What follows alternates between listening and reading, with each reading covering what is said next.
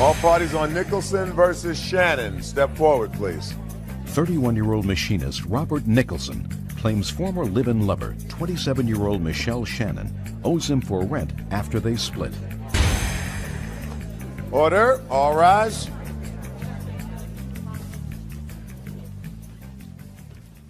Yeah, this is case number 698 on the calendar in the matter of Nicholson versus Shannon. Parties have been sworn in, Judge. You may be seated. You're in love, you move in together, you rent an apartment together, right? Correct. When did you meet? About 6 months prior. So you knew each other 6 months when you decided to sign a lease together. Correct. And how long did it last? Approximately 14 months that we lived together. And your lease was 2 years. Correct. And you left. Right. And you want her to pay her half of the rent for the remainder of the lease. Correct. She says she was more than fair. You moved out in December, is that right? Yes. December what? It was early December. I don't know the exact date. Had you paid the rent for December? Yes, I had. Is that right? Correct. And you had a security deposit on the apartment? Yes. How much was the security deposit that you put in? I don't know the exact amount. I believe it was half. What was the security deposit? $600 is what her half was. And did she leave you with that? Yes, she did. So she paid December's rent. She left you with the security deposit, right? Correct. And how much was the entire rent? The entire rent per month was $1,075, Okay, which we split each month. good. So she left you a month to find a new roommate and a month for good measure, because you get her $600 back at the end of the lease, right? Well, sort of, kind of. Do me a favor. Yes. Just answer my question. Okay. Sort of, maybe, could have. $600 security deposit. Yes. When you move out, you get back your security deposit as long as you pay the rent and leave the place in good order, right? So now she's really paid you 2 months. You tell me, since it's clear that this relationship was over, what you think should have happened. Well, she signed a 2-year agreement, okay, and it says in the agreement that no oral, verbal notice of any kind it's invalid. It has to be in writing in 30 days in writing, okay, and all parties have to agree to it in writing. And there was no writing of any kind. It was just simply, I'm moving out, and she moved out. We also talked about getting back together and her moving back in. She said, if I don't even like where I'm living, I might move back in a month. Okay, and I was wanting her to stay because I wanted the relationship to work out. According to these papers, it got pretty ugly there in the end of November, the beginning of December. Oh, I had found out that she was seeing someone behind my back at her So work. it got pretty ugly. Whatever the reason, it got pretty ugly. Correct. Why should two people who are not married, who have no children together, who have no other ties together, stay in an apartment where they're both going to be miserable? We shouldn't, but Good. she's legally bound to the end of the lease, I feel. Because All right. if I lose Are my you job still- next month and I can't pay the rest of the rent, the owners of the place can take me to court for the remainder of the lease, correct? Well, you have, sir, in December, by the way, you still living in the apartment? Yes, I am, and I've looked for roommates. I've had ads in the newspaper ever since day one. I have not found anybody. They have Yes. not been in the newspaper. They've been in the recycler, and there's not even a sign out front, which doesn't cost any money. Mr. to do. Nicholson. It's a back house. You can't even see the house from the Mr. street. Nicholson, show me the ads that you put in from day one looking for a roommate.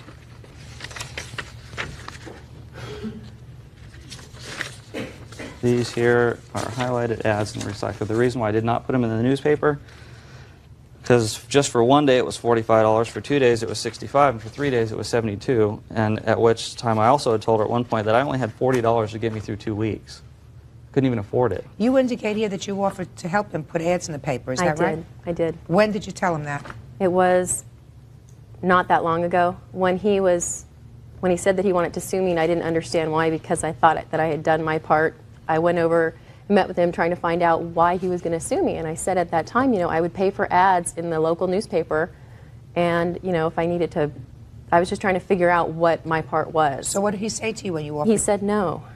Do you remember having a conversation with her about her assisting in putting ads in the paper? Yes, I do, and that was only after I had mentioned that, hey, you know, taking you to small claims court, and she said, fine, go ahead, see if I care, okay, and then this was only a matter of 2 weeks ago that she had come over and then was being very nice because she was worried about being sued and trying to manipulate me into not suing her by offering these to pay for these ads, which for several weeks prior to that, she didn't want nothing to do with me, not to offer to pay for any ads or anything like that. Let me see the lease on the apartment.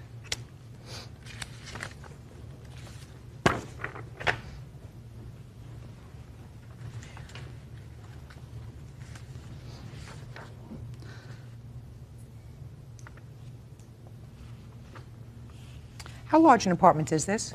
Actually, it's not an apartment, it's a house. How large a house is it? 2-bedroom house with a 2-car garage. It's a back house. Have you been to the house since? Just the last time I was there was to visit and speak with him about 2 weeks ago or 3 weeks ago. Anybody else there? No. Why are you only asking for $350 a month rent? Because that's all I feel I can really rent the place for. It's just a room, and I'm not going to allow anybody to use any space in the garage because the garage is full of my tools and equipment, and I don't want no one in there possibly stealing anything of any kind. So I'm just renting a room. I had a roommate in there before, and I only was letting her pay $300. I make good money, and I can afford most of it. When did you have a roommate there before?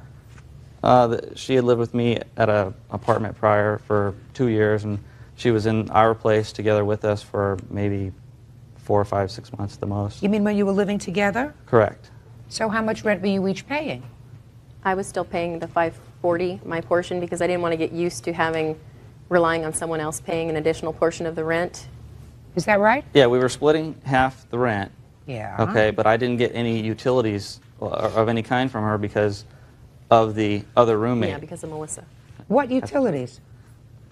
Phone, electrical. You mean Melissa didn't pay her own phone bill? She did have her own phone, but she used mine quite often. Sure, but she used her own phone. And what about the two She of used you? mine quite often, too. Not to mention, she didn't have a car. I drove her everywhere she needed to go. You plan on staying there in the I plan house? on staying there simply for the fact that to move and to come up with first and last and security somewhere else would be a problem for me because financially this is putting me in the hole every month. The reason why, as far as the house goes, the reason why I wanted to rent a house and not an apartment is because I have a lot of tools and equipment on which I do a lot of work on cars and welding and things like that. I wanted a 2-car garage. And we were happy finding a house that had a 2-car garage so I could enjoy my hobbies. Judge Judy will continue in a moment. I'm suspect that not one person answered these ads in the paper. I've had 2 calls. I'm sorry about that, sir. Listen to me. Get over it. And later today, When this was put through the mail slot in your dog jumped up. And when she jumped down, she hurt her back legs. So you're suing her. Correct. real cases, real people. Judge Judy. Robert Nicholson is suing former live-in lover Michelle Shannon for rent he says she owes after she moved out. This relationship clearly didn't work out. There were several alternatives. One alternative was for you to stay together in an acrimonious situation, which is untenable for people who are married and ridiculous for people who are not married. The defendant, as far as I could see, did everything she could to be reasonable. Reasonable was the relationship wasn't working out. She said, I'm going to pay December's rent. I'm not here. You can have the security deposit, which is another half month's rent.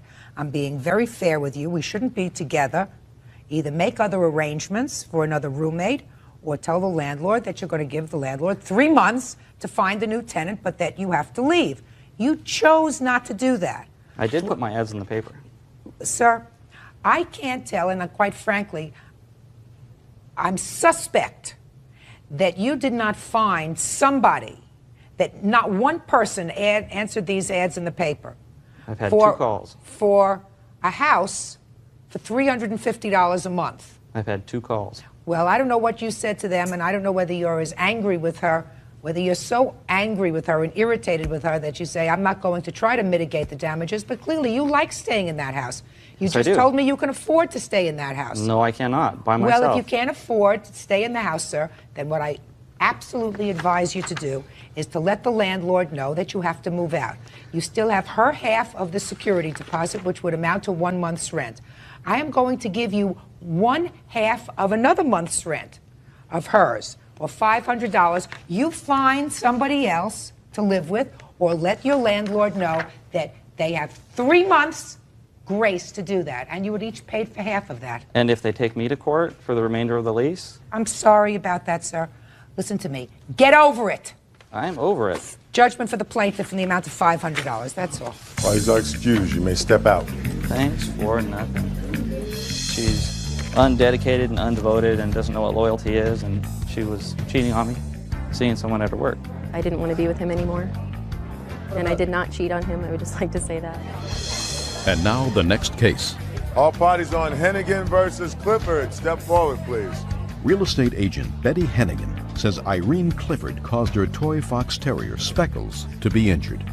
All right. Now, Miss Hennigan, Yes, this is the dog in question. this is Speckles. Very nice dog. According to your complaint, you and the defendant live in the same housing complex. Is that right? That's correct. Your complaint indicates that the defendant put some political propaganda in your mail slot, which is in the door. Correct. Excuse me, can I just say that it was her flyer. I didn't physically see her, but I'm sure she authorized the propaganda. So you didn't see her put it in, but it was her propaganda that was slipped through your authorized door. the She distribution. authorized somebody to do it. Correct, Your Honor. And when this was put through the mail slot in your dog jumped up. Correct. And when she jumped down, she hurt her back legs. Correct. So you're suing her. Correct. Your Honor, if I It's just just might a- add, it really isn't funny if anybody ever heard a dog yelp in excruciating pain. I don't think that that's why anyone in the court gallery is chuckling, Miss Hennigan. I think that the reason they're chuckling is how you could blame that on somebody else.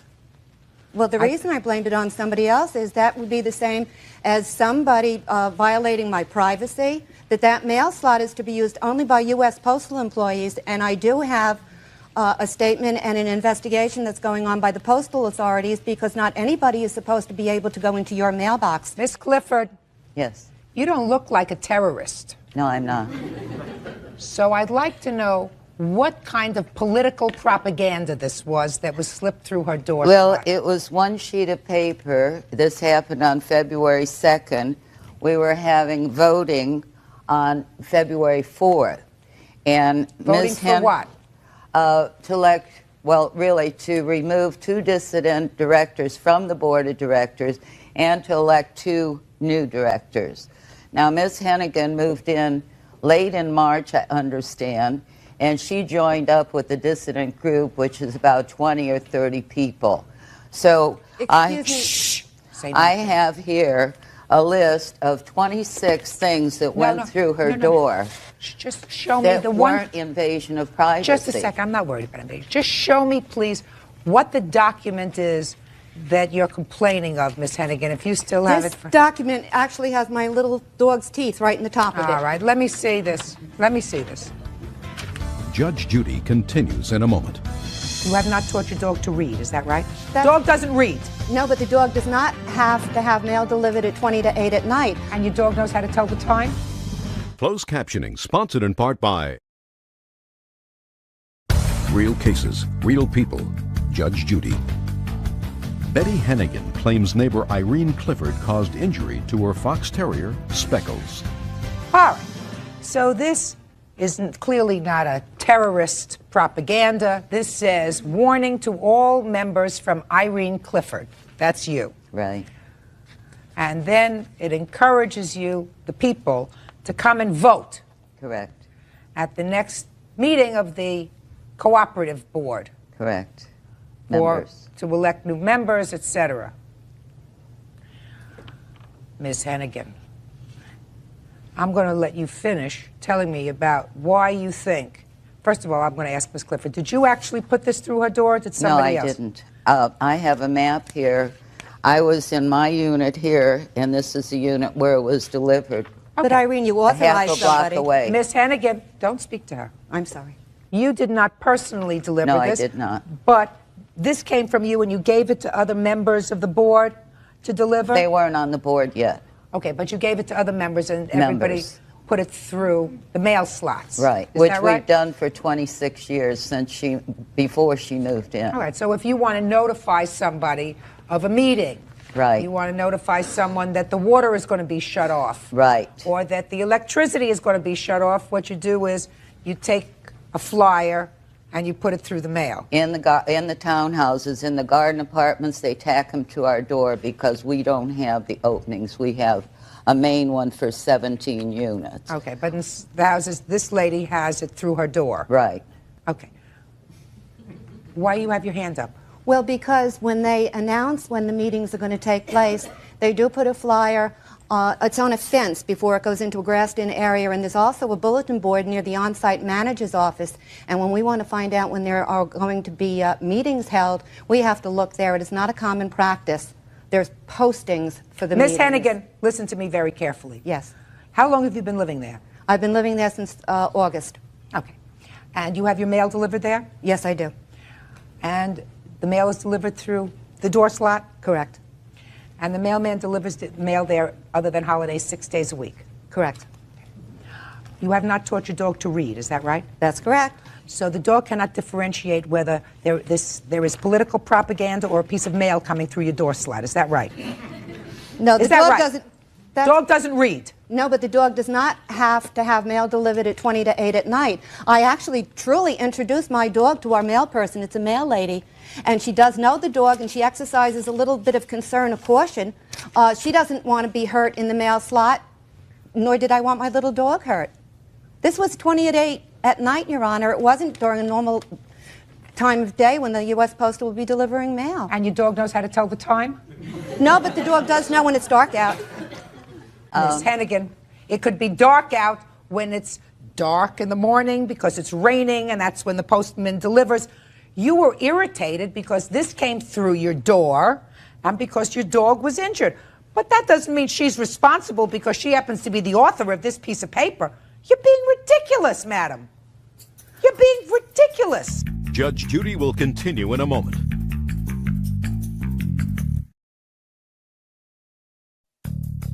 Want justice? Call 1-888-800-JUDY. On the internet, judgejudy.com. Your complaint is ludicrous. Your complaint is absolutely ludicrous. You put a notification that she did not put through the door. You have no proof that she put it through the door, despite the fact that it has her name on it. She did not put it through the door. And you're suing this lady because your dog jumped up. Has your dog ever jumped up like that before? Yes, my dog jumps, yes. Jumped up like that for mail before. But she was never hurt. Has your dog ever jumped up like that for mail before? Yes, she has. All right. So that you've seen it. Yes. Then what you do is you put a basket there, you put a sign there, put my mail outside, because you're the one that had noticed that your dog jumps up for the mail. She doesn't have that notice. But, Your Honor, I even have it from the postal inspector. You told me postal inspector 4 times. I'm telling you common sense, madam.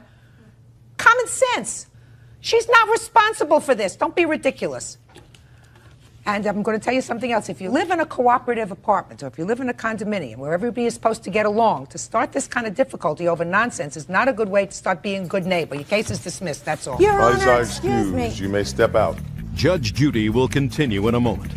And on All parties on Gobolios versus Murphy. Step forward, please. 71-year-old Arpad Gabolios is suing 35-year-old teacher Terry Murphy for trashing his house, not paying rent, and forging his checks. Order. All rise.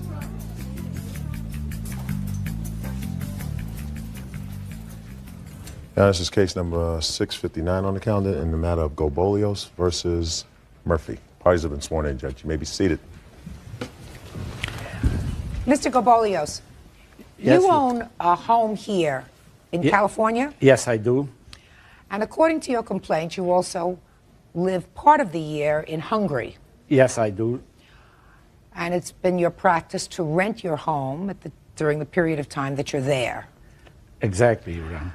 You rented your home to the defendant. Yes, Your Honor. When did her tenancy begin? on February 1st and ended on November 1st of 1998. And according to your papers, sir, the arrangement was she was to pay rent to an agent that you had here. Exactly, Your And Honor. the rent was, for a furnished house, was $500 a month? Yes, Your Honor. And she was to pay her own utilities with the exception of one thing. The cable TV. And you were to pay that. Yes, Your Honor. According to you, you left her some checks that were made out to the cable company for the months that you would be away. That is absolutely correct, Your Honor. And they were actually made out to the cable company? Yes, Your Honor. Century Cable. Tell me what happened, sir, when you came home at the end of October. I came home on October 31st, and just about midnight, because the plane was late, and I found the door, the entrance door open. Most every light was on, and the whole house was a mess, and my bedroom, the master bedroom, was broken into. Had you had that locked when you left? Yes, Your Honor, it was locked. So it was locked, and she had the use of all the other parts of the house except your bedroom. Except my bedroom and except my wine cellar. Well, I have to explain, Your Honor, that the garage I converted to a wine cellar because I make my own wine. And then I found the sofa from the living room moved into the wine cellar. I also have pictures to show that, and I can show you how my whole house was trashed. Let me see, please.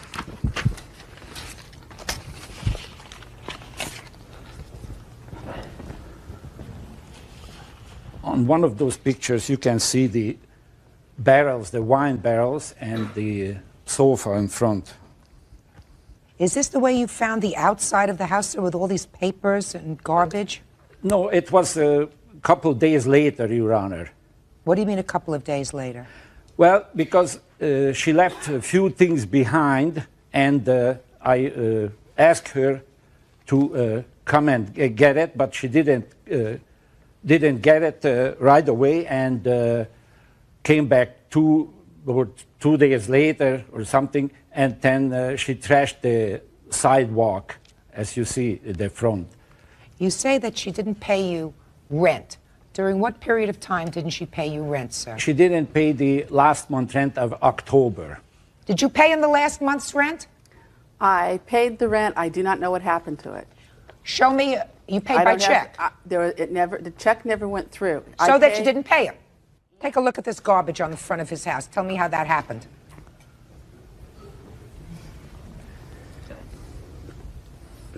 It happened because he came home, locked me out of the house, and threw all my belongings out of the house. That night, I had the police come and a locksmith to let me in. And the police told him he was responsible for any belongings of mine that were destroyed, lost, or damaged. Why did you trash the front of that house? I had to come over for 5 days in a row and go through the trash, go through the garbage in order to get my belongings out of the garbage. Is that the reason that you're telling me that the front of his house looks like that? Yes. Okay. So I have $500 that you owe him for the last month's rent. Now, he says that you forged some checks. Show me, sir. Yes, Your Honor.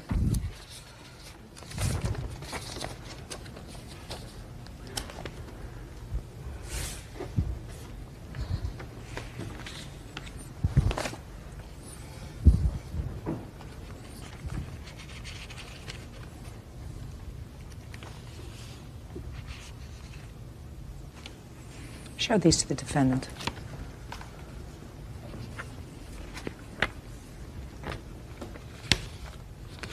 Did you change the payee on those checks? Yes, I did, Your Honor. May I explain? Sure. When I came, Your Honor, he had somebody in there a short period of time. He wasn't going to rent to me, and then something happened between them. I came in, I paid a deposit on January 20th. I moved in on February 7th. Because of the short length of time, he said, I've got to find somebody, I'm leaving. He left the next day on the 8th. So I was to pay for the electricity, the telephone, and he was paying the rest of the utilities. That was the verbal contract. I do not have that in writing. In April I came home one day and the water was turned off. I had no idea why. I called up the water company. They said, Mr. Gabolis hasn't paid for the water. So then I put the water in my name. In October, all of a sudden I come home, the gas is off.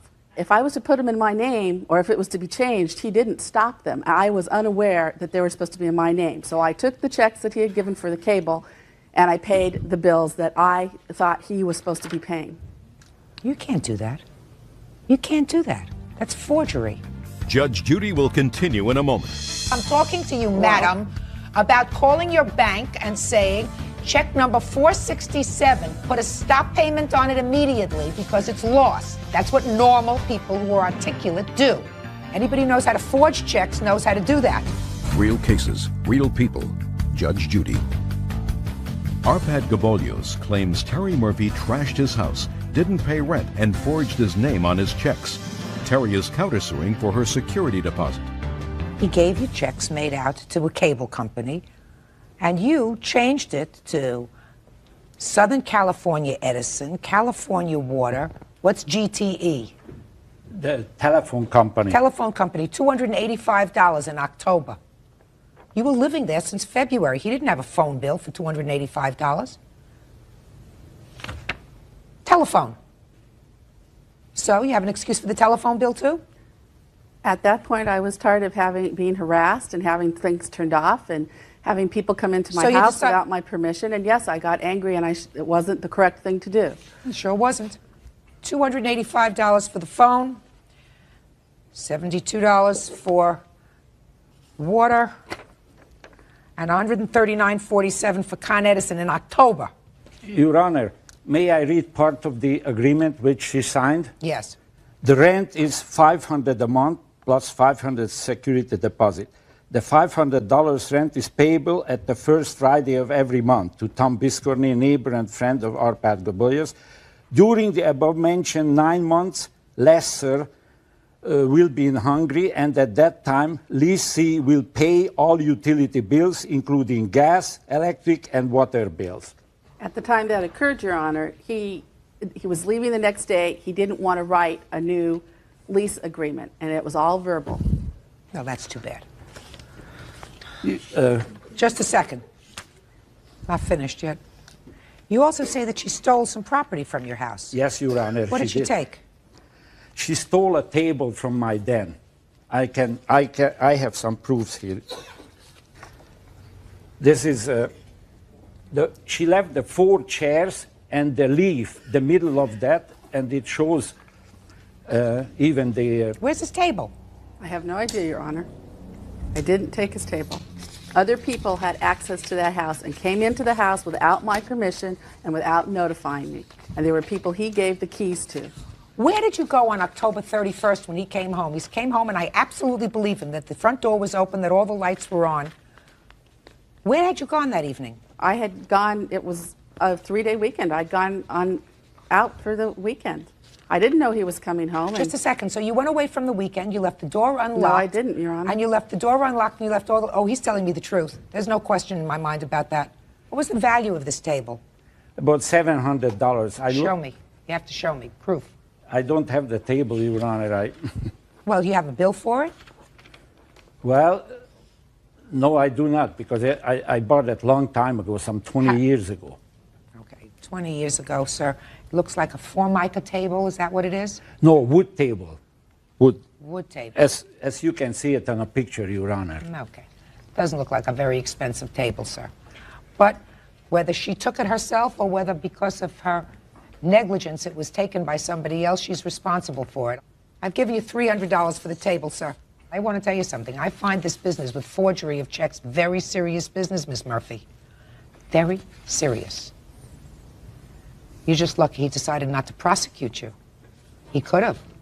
Well, he was cited for criminal charges, and he's had previous criminal charges for what he's done to his tenants. For what? With regard to you? Forcible entry and unlawful detainer, and I didn't start the criminal action. Well, how did the police find out about it? Because I was locked out of the house, and I had been paying the rent. And No, I you came didn't home pay- and the locks were changed. You didn't pay the last month's rent. Well, Your Honor, you read my opening statements, correct? I sure did. Okay. I'm asking you to show me a check. I took the rent over to the person it's supposed to go to. I put it in to their mailbox. On October 14th, he called me up and said, I didn't get the rent for this month. I said, okay, can you put that in writing for me and I will issue you a new check. Never heard from him again He until doesn't have to put it in writing, Miss Murphy. Well, If you're when a my smart- mail is you're- being you're- stolen and people are coming into my house. Hey, Miss Murphy, I wasn't born yesterday, madam. When somebody says I didn't get a check, you don't say, put it in writing. You call your bank and you say, this is my check number. I want you to put a stop payment on that check because I'm reissuing a check. That's what you say. Anybody who knows how to forge checks knows how to do that. Not when So you people have fo- been breaking into my house and taking my mail. I don't care whether they have or not. I'm not talking about breaking into your house and taking your mail. I'm talking to you, madam, about calling your bank and saying, check number 467, has it cleared? No. Put a stop payment on it immediately because it's lost, because I'm issuing a new check for it. That's what normal people who are articulate do. And don't tell me you didn't know how to do that because I won't believe you. I did know how to do it, but I So felt why he didn't you was- do it? Because I felt that the neighbor was playing games with me and I wanted it in writing. That is the dumbest thing I ever heard. Well, if that is the man dumbest is- thing I ever heard. You believed the neighbor because he was playing games with you, so you wanted him to put it in writing instead of calling your bank and saying put a stop order on the check. I would have done both, Your Honor. And I Why would have didn't given you him the do check. one? Just call and put a stop payment on the check. You thought you'd get away with the last month? Forget it. It's not going to happen. Judge Judy will continue in a moment. And later today, I made a mistake and I signed some paperwork I shouldn't have signed. Of course not, because you were living together. Come on, this is ridiculous. closed captioning sponsored in part by Real Cases, Real People, Judge Judy. 71-year-old Arpad Gabolios is suing 35-year-old teacher Terry Murphy for trashing his house, not paying rent, and forging his checks. Now listen to me. You have a cross complaint. You want a return of your security deposit? If I didn't get an explanation as to why I kept it, and he never asked me Give her for the rent. pictures. That's the explanation. I want to tell you something, madam. If I came home and found somebody had forged my name to checks and hadn't paid rent and left my house open, unlocked, with all the lights on, I would have given you nothing. Nothing. Your counterclaim is dismissed. Judgment for the plaintiff in the amount of $1,296.47. Thank you. Parties are excused. You may step out. I shouldn't have changed his checks, but I was very angry and frustrated by them that things were turned off that weren't supposed to be turned off. She didn't remember that she's supposed to pay all the utilities. You know, I mean, with her background, she has a major psychology or something like that. You know, I mean, it's rather obvious that she's a crook. And now the next case. All parties on Mitchell versus Miller. Step forward, please. 28-year-old lab tech Janet Mitchell claims former live-in lover, machinist Jonathan Miller, 27, owes her for supporting him while they were together. Miss Mitchell, you and the defendant, according to the complaint, lived together for about 2.5 years. Is that right? Yes. And you say that after a rather acrimonious breakup, he owes you a whole bunch of money for living expenses during that time. Yes. What kind of an arrangement did you have with the defendant with regard to living expenses? There was no at the time arrangement. There was a period where after about a year we decided we were going to break up, and I made up an itemized list of what he owed me at that point. And we agreed that he would start making me payments. Well, we reconciled and decided not to break up at that point and give it a try, and we tried for about another 1.5 years. And after we had dissolved the relationship, I brought to him another itemized list of further expenses, and he signed it. I have the list. Let me see it, please.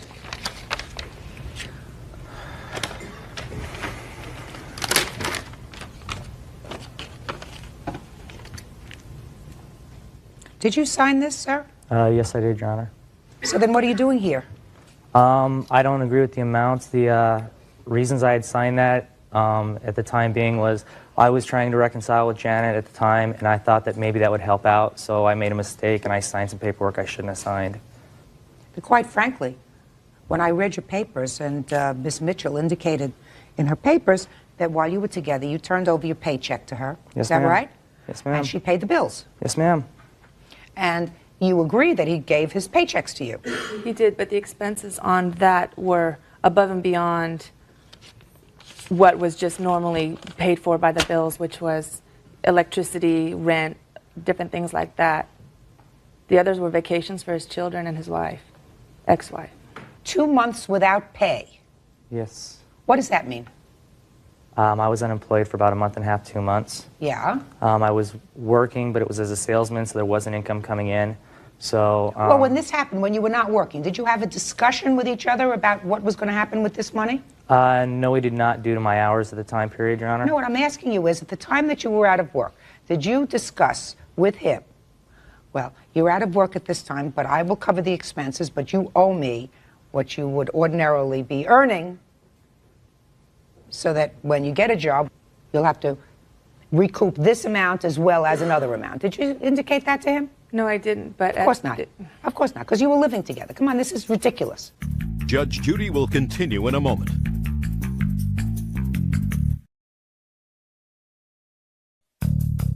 Want justice? Call 1-888-800-JUDY. On the internet, judgejudy.com. What's a bike frame? It's a mountain bike frame for a mountain bike.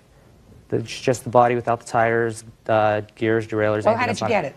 I purchased it from a company. Did you pay for it? It took me a year and a half to pay it off because it was a $1,200 frame.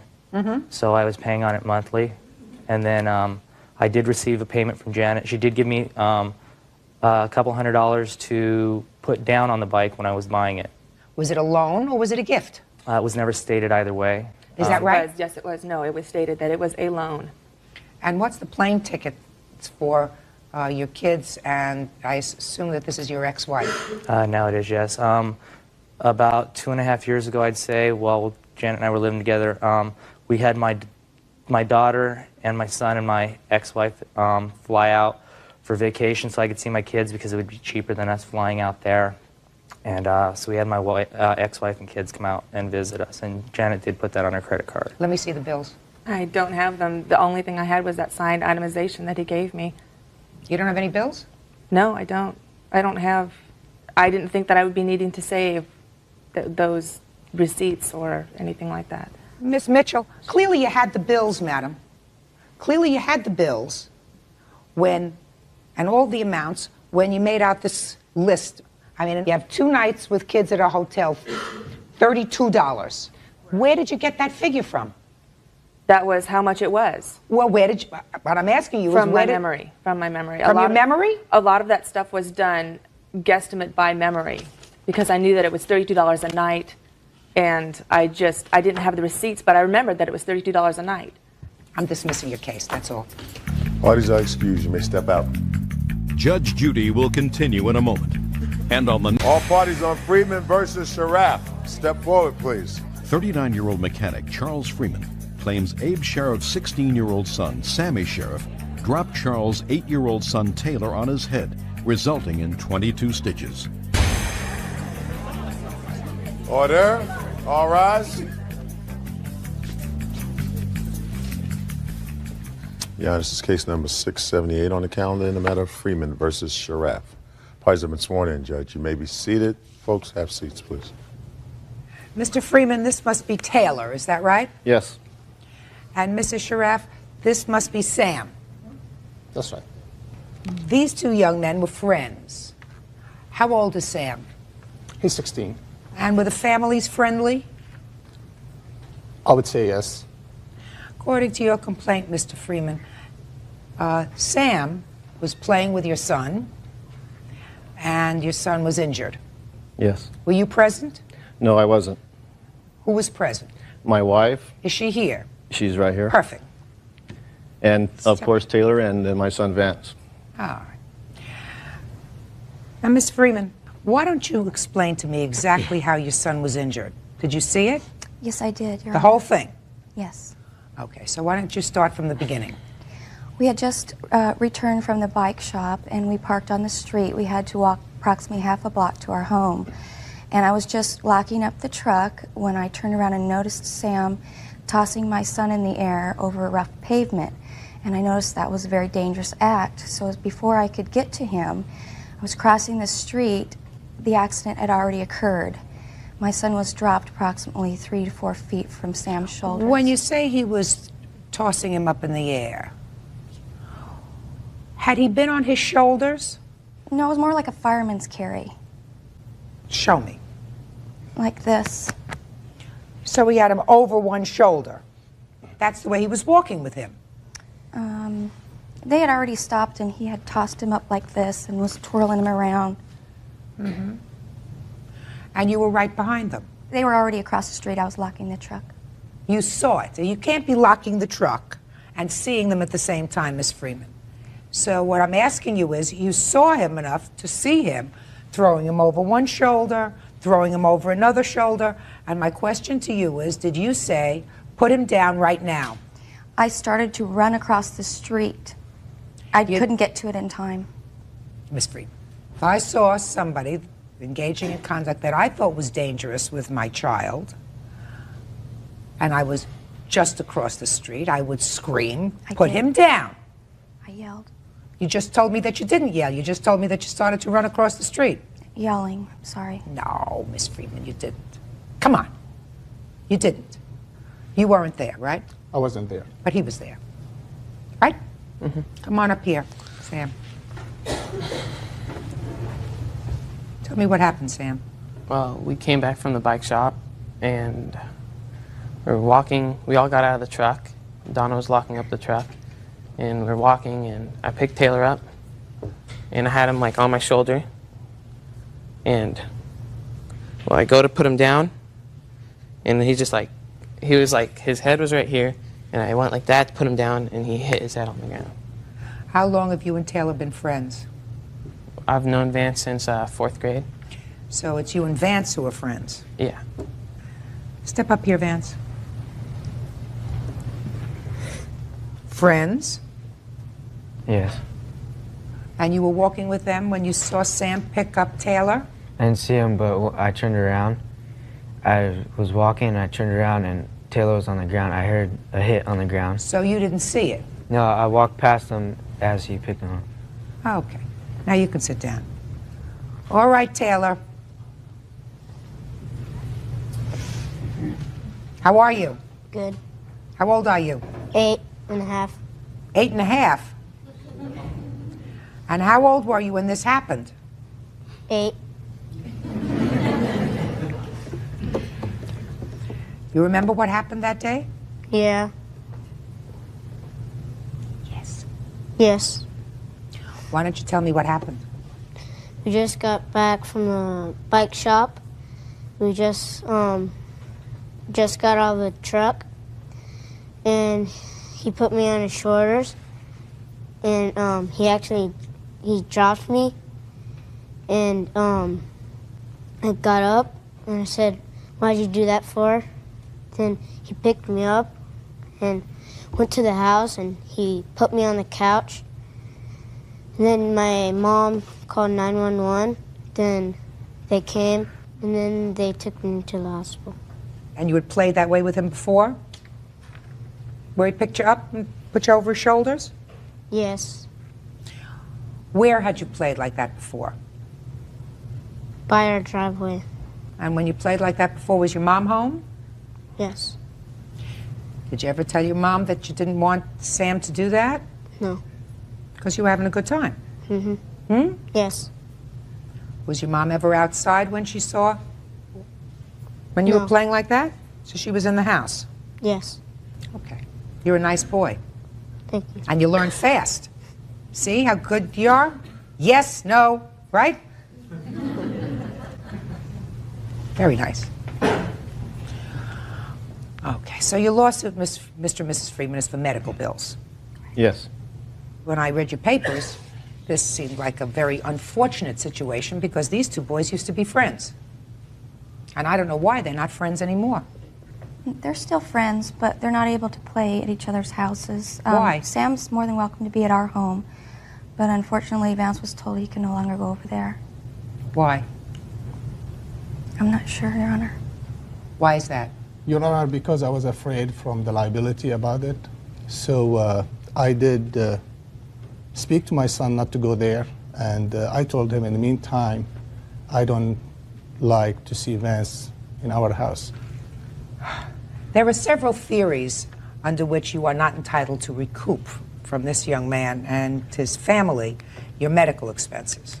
First, parents are, or I believe should be, liable for the torts, that is, the negligent acts of their children.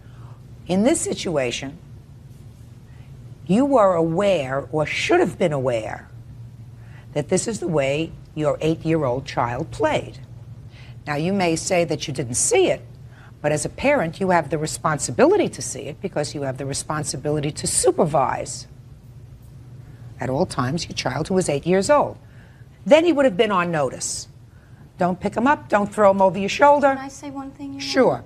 I would never allow anybody to toss my son around and play like that over cement. What I'm telling you is, never seen it. if you never saw it, you should have seen it. You weren't paying attention. I don't You believe should that. have seen it. I don't believe he ever did do it over cement. We have a big grass front yard. Listen, madam, you're not talking to somebody who's 35 years old. You're talking to about a boy who was 15 or 16. And he's not saying the cement child can get just as injured over grass as he can over cement. You know, you said if I saw him playing with him over the grass, it wouldn't have been so terrible if he was throwing him over the shoulder, because if he fell, he would have fell on grass. That's ridiculous. Judge Judy will continue in a moment. And later today, The only thing that I don't believe, sir, is the word investment. Investment is made up in your mind. Well, not if you intend to give money back. No, if you intend to give the money back, it's a loan. this is Real People, Judge Judy. Charles Freeman is suing Abe Sheriff for his 8-year-old's 22 stitches after Abe's 16-year-old son, Sammy, dropped the young Taylor on his head. This is the kind of accident that's nobody's fault, Mrs. Freeman. It's nobody's fault. It's certainly not the kind of situation that requires a lawsuit, because it isn't anybody's fault. It is truly an accident, and everybody bears a little bit of culpability. He certainly will know for next time that he shouldn't do that, and you as a parent who's much older and much wiser will know that you have to supervise your children better. So this is not something that should have broken up a friendship between these two boys. That's very, very unfortunate. Fortunately for you, and fortunately for this gorgeous little boy, he wasn't seriously injured, because he's here today and he's fine and he's bright and he's articulate and he's got a good memory of the events. So clearly it didn't injure him long term. For that you should be grateful. Thank God. Not sue. Your case is dismissed. That's all. Parties are excused. You may step out. Good to see you, man. This way. Out the back door to your right. Yeah. It's okay. Hey. He had a severe gaping hole in his head that had required plastic surgery and 22 stitches. It was an accident. It was unfortunate accident, and thanks goodness now the accident behind us. We're looking forward to for Sammy to rebuild his friendship with his friend, and thanks goodness too for Taylor injuries, not bad. And we would like to be friends with the Freemans again. I want to be friends with Vance again. And now the next case. All parties on Bennett versus Snipes. Step forward, please. 44-year-old school groundskeeper Myron Bennett is suing his nephew, 27-year-old pager business owner Wilfred Snipes, for a $6,000 loan. Wilfred says it was a business investment that lost. Mr. Bennett, this is your nephew. Correct. Yes. You claim that you made a loan to him, substantial loan, Yes, I did. and he hasn't repaid you. Correct. So why don't you tell me how it came about that you made this loan and for what amount? Okay, this happened back in July of '98, and at the time I just got a settlement from my job, and he had came by my house and asked to make a loan for a pager company that he wanted to get started. And I loaned him the money, and he wrote me a little paper saying how he was going to pay me back in about 3 to 4 months, and I haven't received anything. And this is the cashier's check also.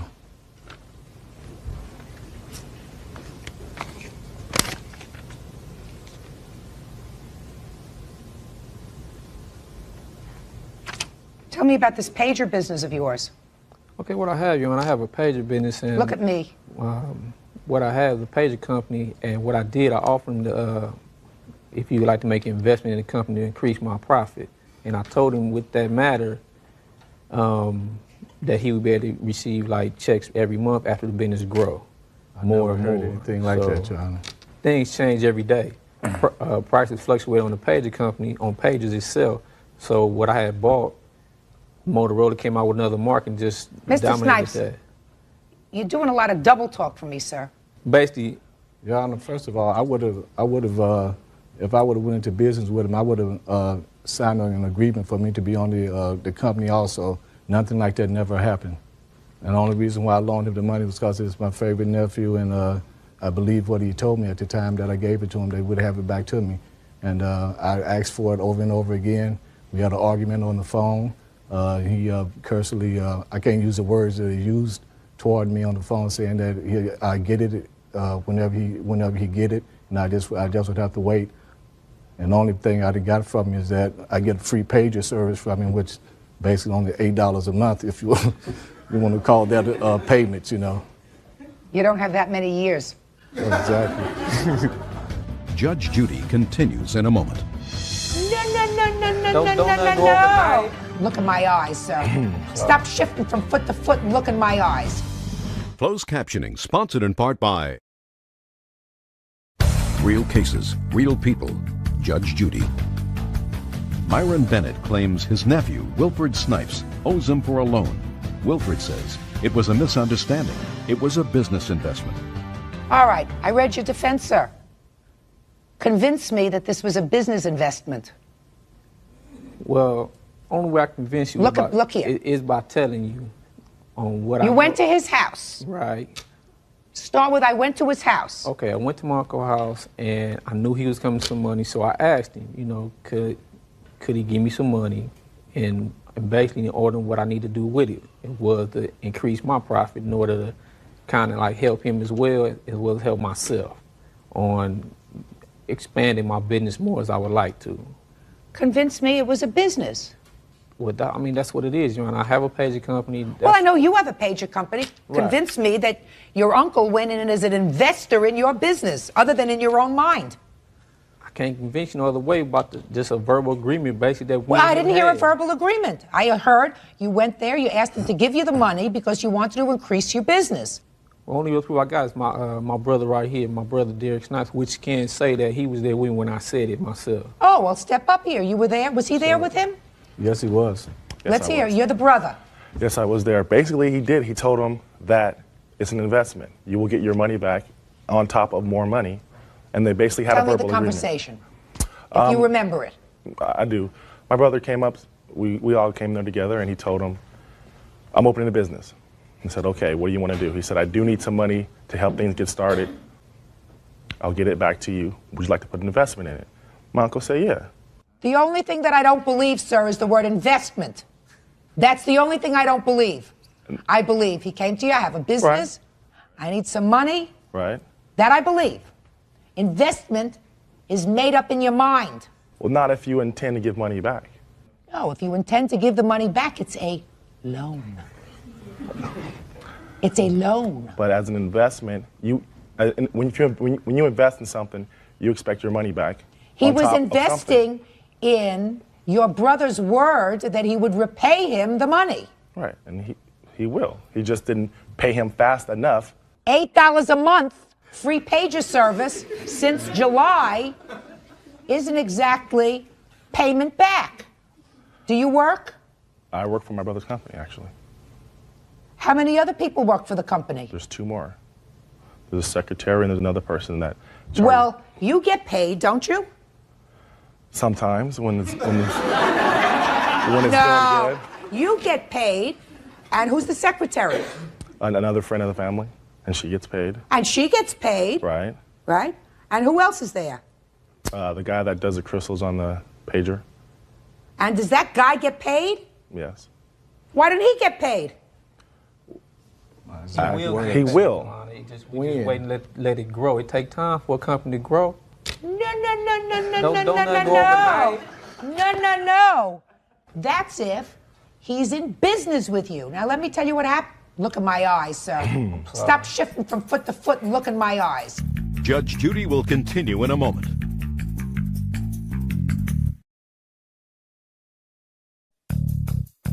Are you in a family dispute? Call 1-888-800-JUDY. On the internet, judgejudy.com. How much money did you put in this business? Cash, money. Look at me. About the same. About the same. Right. So if he's an investor and you put in 50% and he put in 50%, then he should be a 50% partner with you. Do you intend to give him 50% of your profits? No. If looks like you're winning, right? But it's nice. Okay. But look, it wasn't meant like that because he just was coming in there. I mean, ain't like he was doing no work. Just a second. A, I don't believe you put in $6,000. I didn't stop putting in 6. How? Well, yes, you did. You said about the same. About the same is about the same. But I ain't say it for 6 now. Oh, okay. Because I don't believe you put in 6. I believe maybe you had 6 to start up the whole business. That was his 6 that you had to start up the whole business. Maybe you put in $12. Maybe you put in $18. Because you got to advertise, put the flyers, buy the pages, buy the crystals, buy the computer system. Yeah, with his $6,000. The disc alone cost you $2,000. Right, that's another 4. You still got 4 left over. So he put in all the money. He put in all the money. You were doing all the work. Well, seems to me that if he put in all the money, and if I believe your story, which I don't, by the way, that this was an investment, then he should get 50% of all your profits. And you just told me, oh no, he's not going to get 50% of my profits. You ought to be ashamed of yourself. Well, do you know that? That wasn't an agreement. That's not an agreement. That wasn't an agreement. I mean, if I give somebody 50% of my profit, how am I going to maintain running the company? Just a second. So what was your agreement? The agreement was that I will pay him, monthly as the company grows, whatever the profit As the company grows, you were going to pay him monthly. Just a second. Is what you want me to believe that when you were sitting there and saying, I need this $6,000, you had this whole discussion with him, and as the business comes in, I'm going to be able to give you money, a little bit of money every month? You telling that what you want me to believe? Hey, look at my eyes. Yeah? Wrong. Judgment for the plaintiff in the amount of $5,000. That's all. Parties are excused. You may step out. Back to your right, please. Judge Judy will continue in a moment. All parties on Grant Family Daycare versus Bachman. Step forward, please. Chris and Julie Grant of Heart to Heart Daycare are suing 28-year-old accounting clerk Shawneen Bachman for not paying the bill for her 8-year-old daughter's care. Shawneen claims her daughter Kayleen was injured falling off the monkey bars. All rise.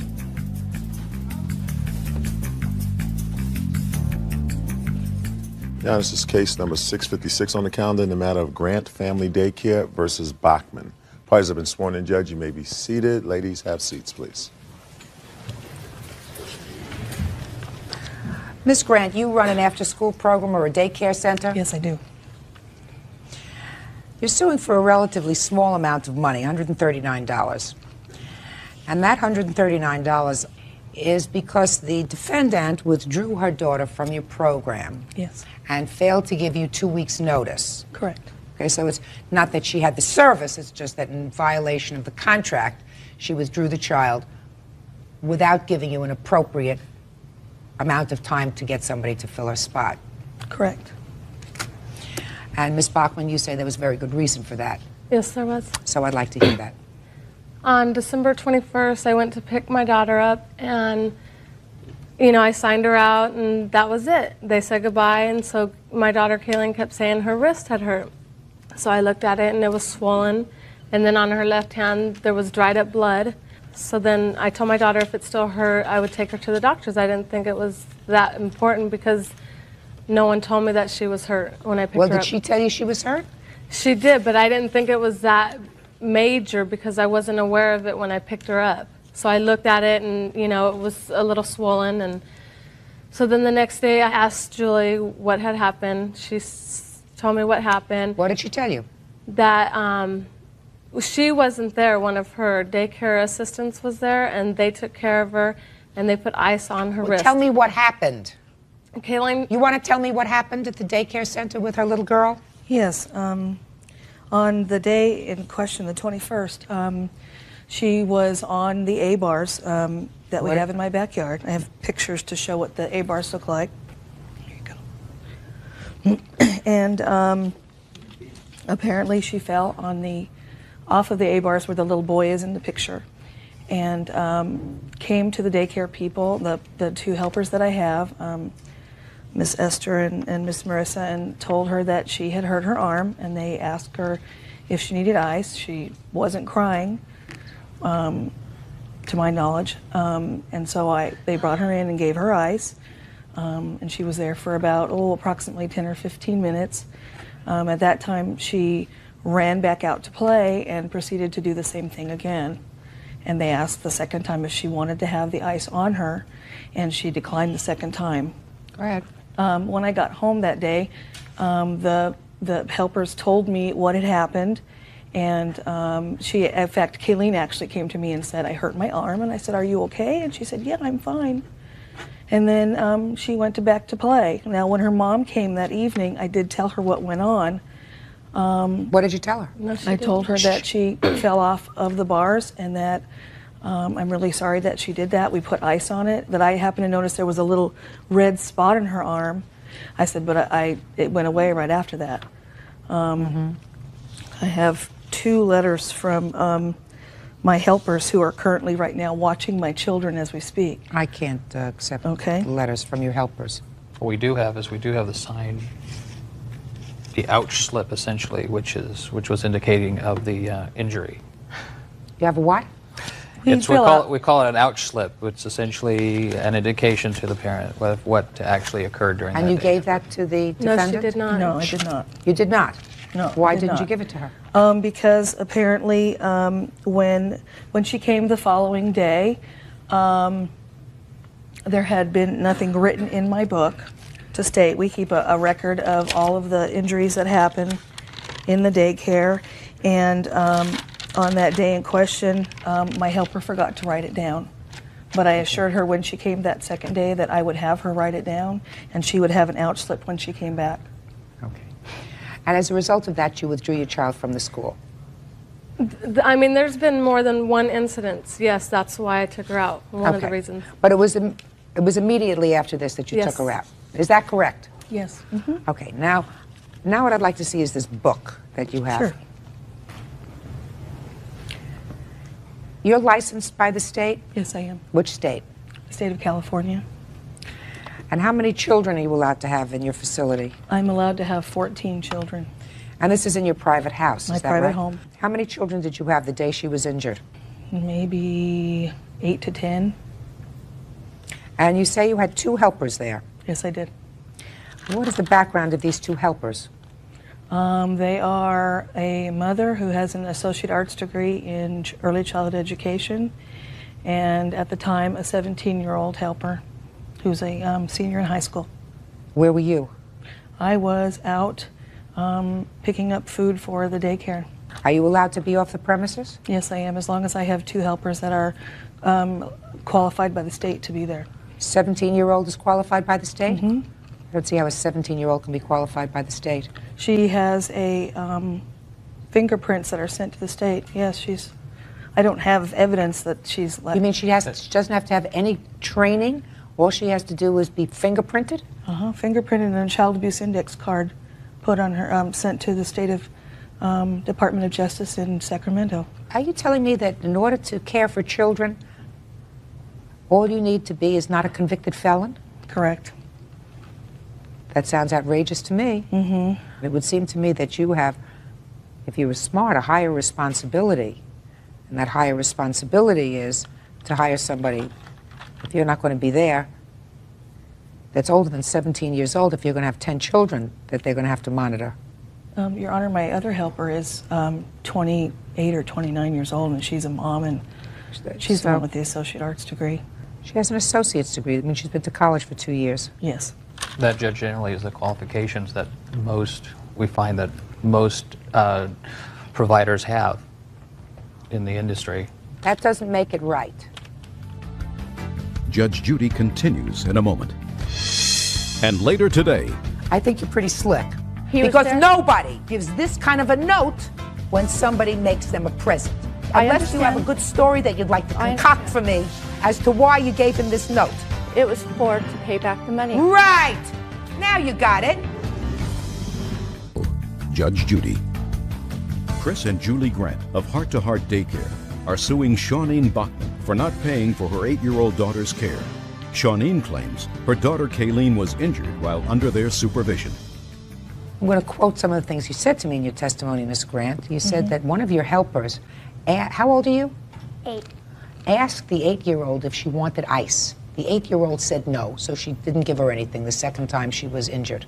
A person with a certain amount of experience, a certain amount of training, would not allow an 8-year-old to choose the method of treatment for an injury. Somebody who had brains would say this is the second time the child fell on the same wrist and I have to take some action with regard to this, right? And the person that you think was qualified did not. So I think that the defendant had an absolute right and an obligation to remove her child from your daycare that very moment. And the fact that she didn't give you 2 weeks' notice is a testament to her good judgment. Your case is dismissed. Parties are excused. You may step out.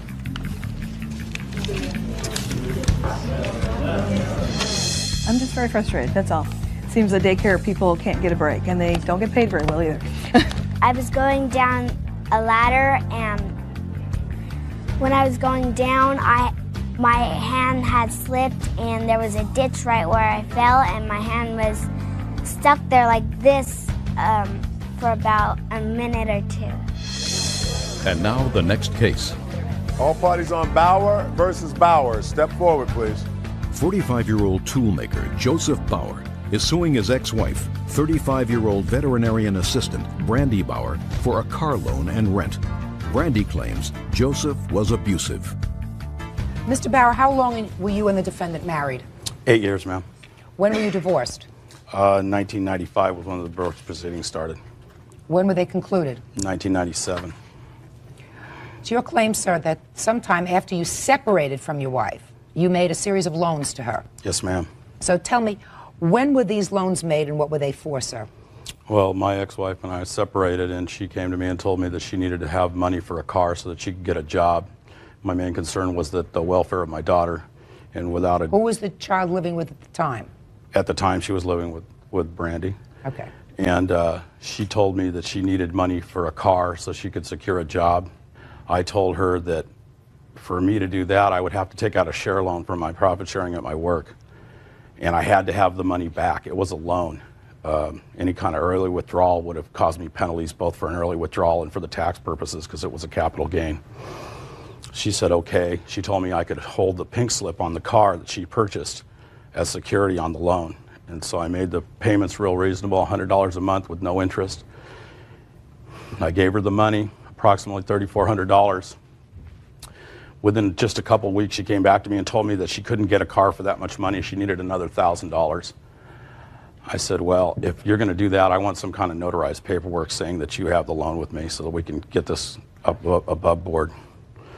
I asked her for the loan, for some kind of paperwork for that. She gave me a handwritten note that said that she had borrowed now $4,400. Do you have that note? Yes, ma'am. May I see it? Here's the originals. And here's the bank draft for the withdrawal for the money.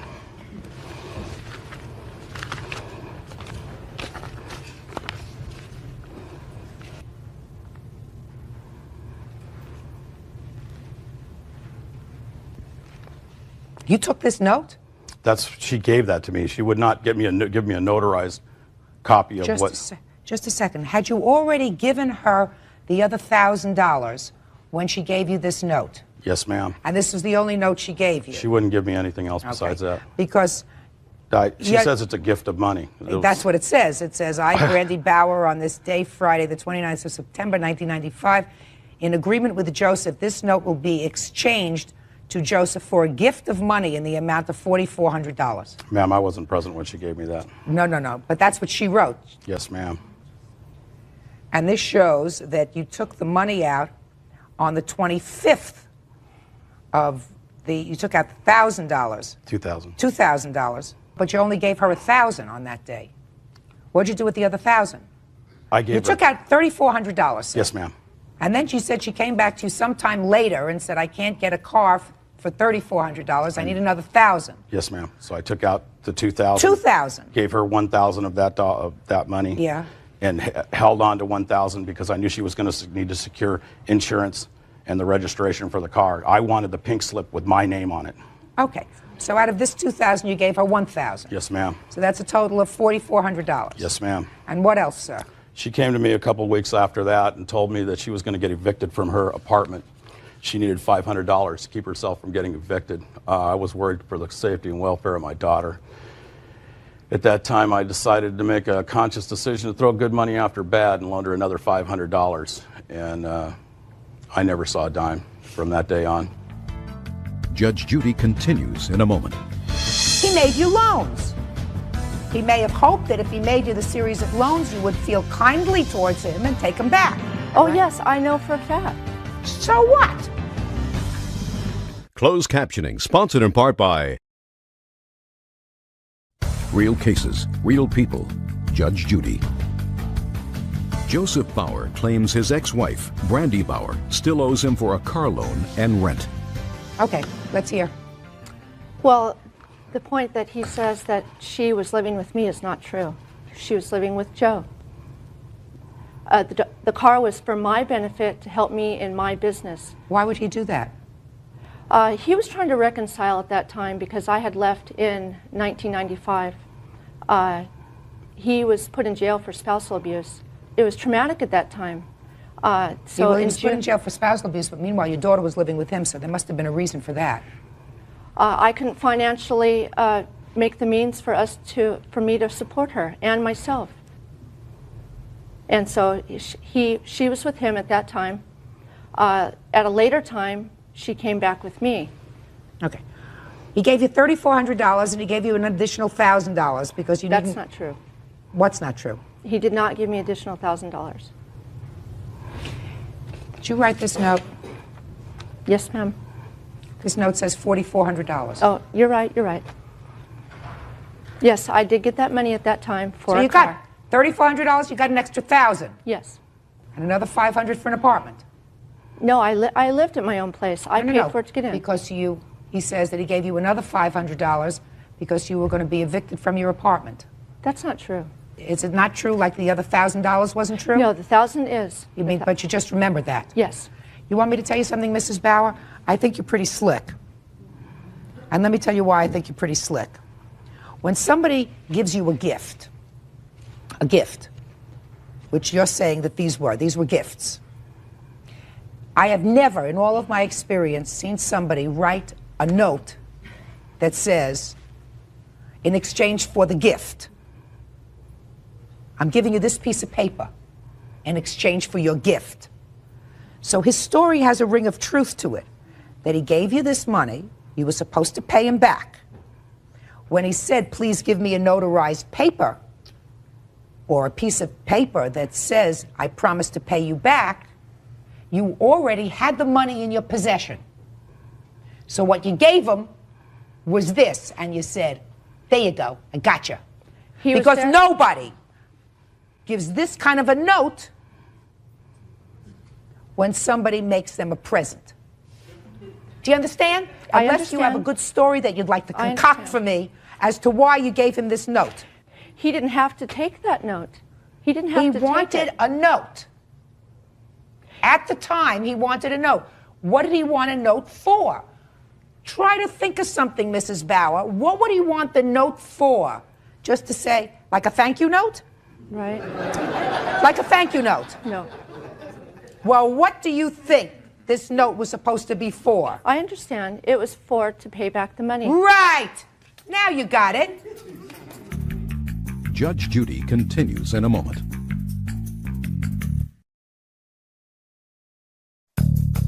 Want justice? Call 1-888-800-JUDY. On the internet, judgejudy.com. So why didn't you pay him back? I don't believe I owe it to him. Shh. Why? Things that had transpired in that time, I had left for spousal abuse with my daughter at that time. We had left. That was May of 1995. I was now living with my daughter. June 1995 in another place. He was trying to reconcile, and in his attempts to try and get back together, he was willing to do anything. Give me money, help me with my rent. He was willing to do anything to try to get his family back together. Is that right? Right. All right. And you said, I need a car, and I'll pay you back. I need another $1,000, and I'll pay you back. And you wrote out this note, the thank you note, right? You still haven't told me why you don't think that you ought to pay him back. Because I knew his intentions behind loaning me the money. He was Good. You read his mind as to what his intentions were, according to you, what you just said to me, for loaning you the money. What were his intentions for loaning you the money? That he and I and my daughter, our daughter, would get back together, which I never once told him that that would be a way for us to be back together. So that's what you assumed he gave you the loans for. Is that right? Oh, yes, I know for a fact. So what? He made you loans. He may have hoped that if he made you the series of loans, you would feel kindly towards him and take them back. That doesn't make a loan a gift. That makes it a loan in anticipation of maybe, along with getting paid back, maybe you'll get back together again. And if you got back together again, maybe you would say, listen, if we're all a family, then you don't have to pay me back. But that didn't happen. Judgment for the plaintiff in the amount of $4,900. Parties are excused. You may step out. Judge Judy continues in a moment. And all parties on Cabrat versus Skinner. Step forward, please. 31-year-old daycare owner Christy Cabrat claims 30-year-old mother Tracy Skinner owes her for child care. Tracy says she filed a complaint after her 2-year-old daughter was injured. Order. All rise.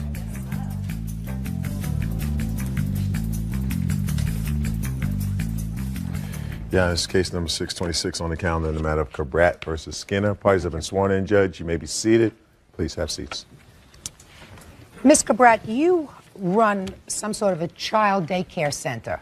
Yes. Is that right? Yes. You run that out of your home? Yes, I do. How long have you been doing that?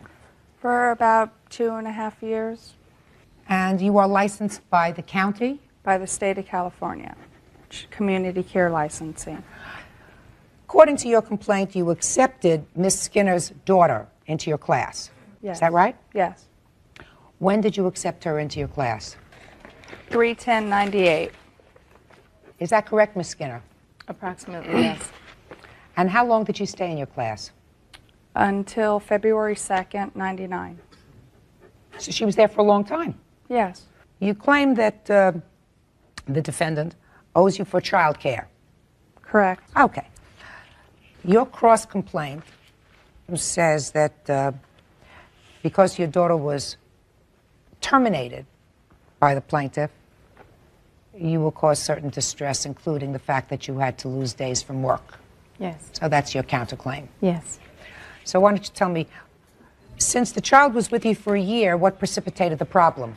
Another child was playing, twirling around with a baby bottle and a doll. And Shania, which is her daughter, walked into the child, which caused a little laceration on the forehead. I did try and contact the parent at work several times. I didn't receive a phone call back, so I felt the child needed medical attention. So I took her to her primary physician, which was in my charts. The doctor also tried calling the mother, and the mother did not call them back for 2.5 hours. So But you took the child to the child's own doctor? The child's pediatrician, which is that the correct, mother Miss put. Skinner? Yes. Okay, so far you don't have a problem with that? Not at all. Good. So what happened then? Everything was fine. The mother finally contacted me about 20 to 2 that day. She picked her daughter up. Everything seemed fine. Then I received a phone call about 9 p.m. that evening. She stated that I overreacted to certain issues she felt. Like what? The week prior to that, her daughter was very ill. The mother goes out of town quite often for business. The child stays with her aunt, which is a witness right there. The week prior, her daughter was very ill, vomiting, and I tried calling the aunt, and I didn't get a phone call back for a few hours. So What did you do? What did I do? I had to keep the child. They're ill. I separated the child from the others, and we took care of her until the aunt picked her up. Okay. So then you get this phone call a week later after the bottle. Mother did in fact come eventually, pick the child up. 9 o'clock that night, you called her and said you didn't like the way she handled it. It was actually 8:45 in the evening. I made it a point. I waited that long because I was upset. And because my daughter was hurt in her facility, I waited that long. I wanted to make sure that I was calm and that I didn't call her angry because I knew I was returning my daughter there the next day. I didn't want her to, you know, do anything to my child. Why did you ever need to calm down? Well, I was upset. Why were you upset? I was upset because I had already told her that in the future, if you cannot reach me within the first 15 minutes, please contact Valerie Mason. She told me she couldn't do that. She couldn't contact? She told me she did not have to do that. She did not have to contact the emergency contact. Okay. So? And so I called her back that evening, basically trying to find out why she was unable to reach me when I have so many forms of, you know, she can reach me. Okay. But yes, it does happen. It does happen, and your daughter was, I assume, bleeding from her forehead? Mm-hmm. She Right? waited an hour Listen to me. before. She was bleeding from her forehead. Seems to me she reacted. I mean, I'm just trying to figure out why you were angry. Because if your daughter was bleeding, what she did was she may have gone to the phone, made a quick call, didn't get you right away. Child's bleeding, you say, forget this.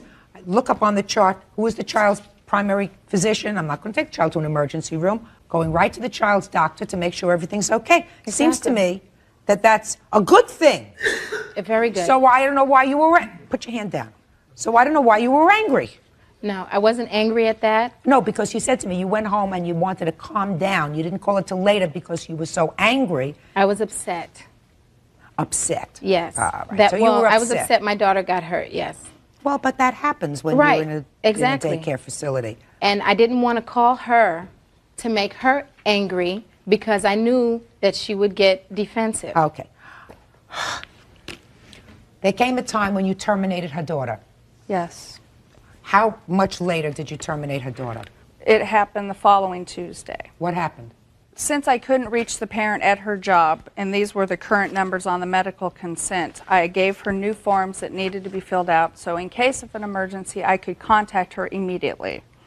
The forms were not returned until, they were given to her on Thursday, and they weren't returned until Monday.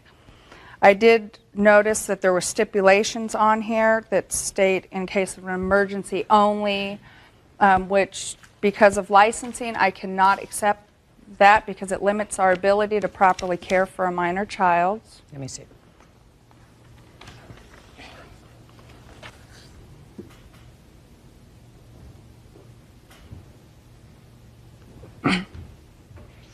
I see exactly what you mean. This is a standard form from the Department of Social Services Community Care Licensing. When you return this form, instead of just indicating that these are the numbers, contact numbers, you wrote,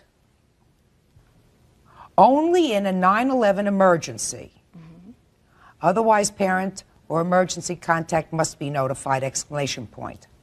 And then again you wrote, only in a 9/11 emergency, otherwise parent and or emergency contact must be notified and given further instruction. And she said to you, I cannot accept this form the way you wrote it out. Perfectly reasonable. And she stated Perfectly reasonable. that I worked for her and I would do as I was told. Judge Judy continues in a moment. Now look, Miss Skinner, you are clearly an intelligent woman, but your counterclaim is $1,429.70. Ridiculous. Ridiculous. And later today, all of a sudden I saw a dog's head just above my hood and smashed right into it. The dog flew a little bit of a distance. I jumped out of my truck to try and help. It was a real chaotic scene. real cases, real people. Judge Judy. Daycare owner Christy Cabret is suing Tracy Skinner for daycare charges. Tracy claims her daughter was injured and she was not immediately informed. How many days of child care did your child attend her facility that she was not paid for? She has a check in her possession. I prepay her $95 per week. I attempted to settle this matter out of court. How many days are we talking about? 2 days. 2 days. So you prepaid her, but then according to these papers, you stopped the check. Yes. Okay. She refused to refund my money.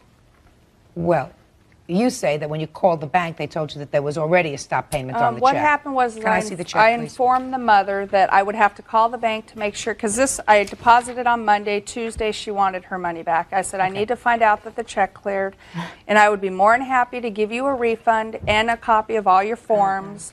The next day she called me and said forget it, drop the forms in the mail, and when I called the bank there was already a stop payment on it.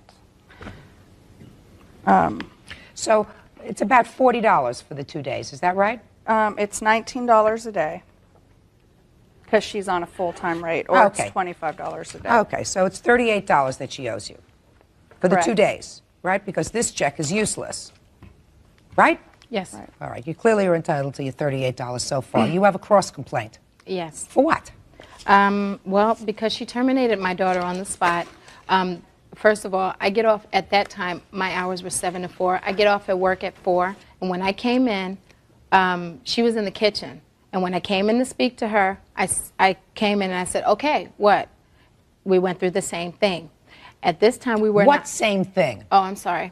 The same You thing went we went through through the in the form. morning. Right. You she went said through a that she discussion of the couldn't- form. Right. Now look, Miss Skinner, Mm-hmm.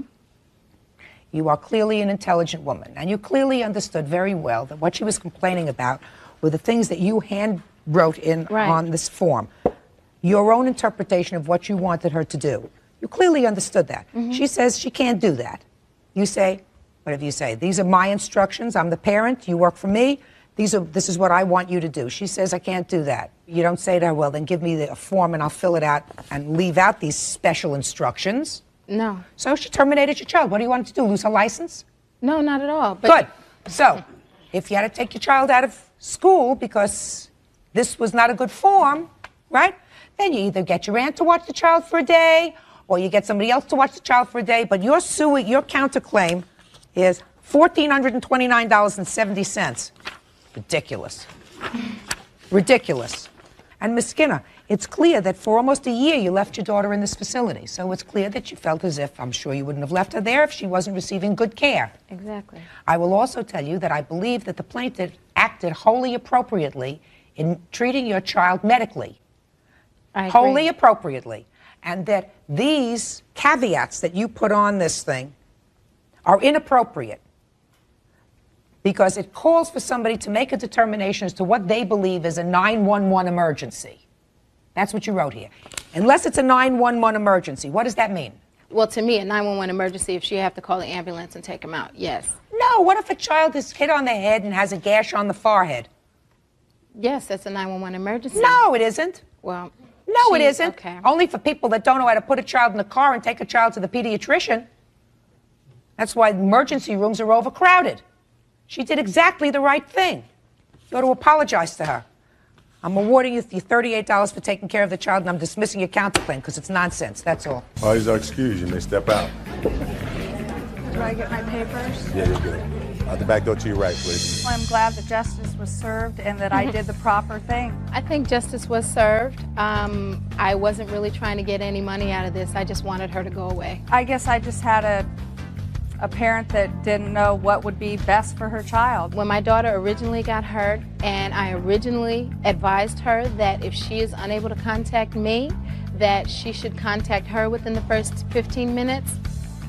If she would have said okay, that would have been enough for me. And my daughter would have still been at her facility because she is a great child care provider. I hope that parents, when they put their children in facilities, that they know we're there for the best interest of the child and not the parent.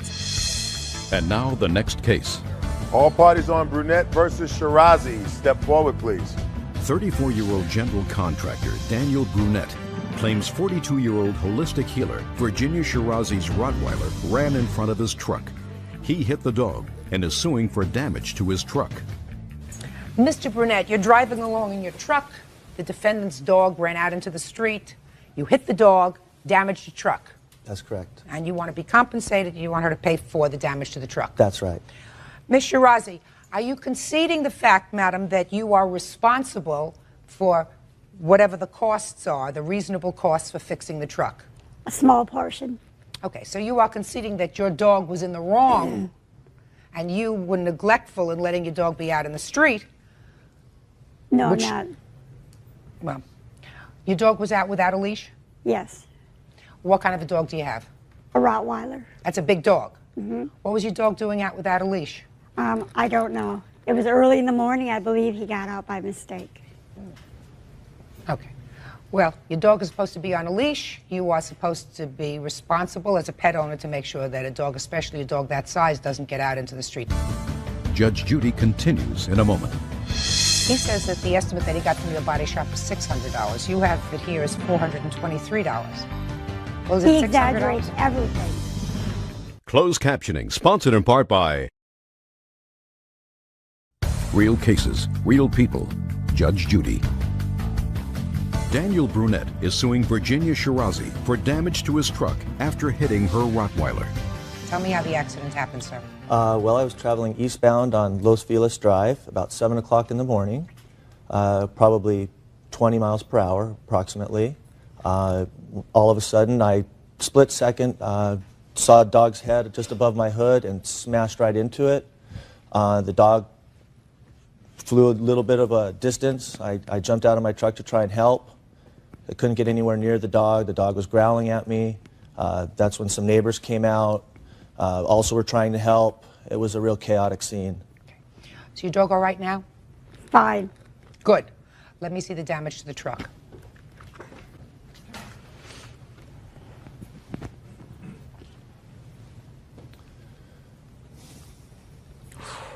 Ooh, that's some strong dog. 110 pounds. Did you see the damage to his I'd truck? like to see that picture. Sure. Show that to the defendant, please.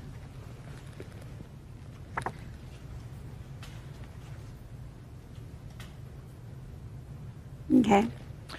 Okay, did you get estimates on the truck? Yes, I did. Can I see them, please?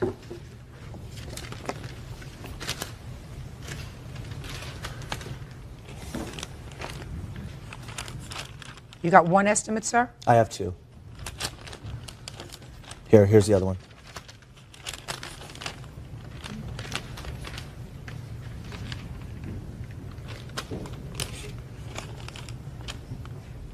That's some difference. I know, and I'm worried a little bit that the lower estimate might be a lowball figure, Your Honor.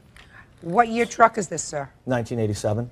So the truck is Yeah. a decade old. That's right. Right? Yes. Or more. Yes. Yeah. Okay. You have any sort of homeowner's insurance that could help defray No, this I don't. cost? Okay. The lower estimate is $898.24. I have a lower estimate. He was with me. A lower estimate from whom? From another body shop. He went with me. We took the truck. And what was the lower estimate? I have it here. Can I see it, please? Mr. Brunette, did you in fact accompany the defendant to another body shop? Yes, Your Honor. Please note that it says previous damage to it. What's the problem with taking the truck to her? Well, I agreed to take the truck to her guy originally. This is a friend of hers. Mhm. This is when she agreed to pay for the damage. Right. He did say he would do it for $600. He also specified to me that he would not do that work for me. He was only doing it for her. Mm-hmm. I guess there's not a real problem with taking it to this guy, except for the fact that he wouldn't even give me a written estimate at the time, and I just want to make sure it gets done properly. And in the beginning, I was trying to be as gentlemanly as I could about it, and agreeing to go ahead and go to a friend of hers, even though I wasn't sure. This guy was a legitimate businessman. Mm-hmm. So after she refused to pay, then that was pretty much the last contact I had with her. Judge Judy continues in a moment.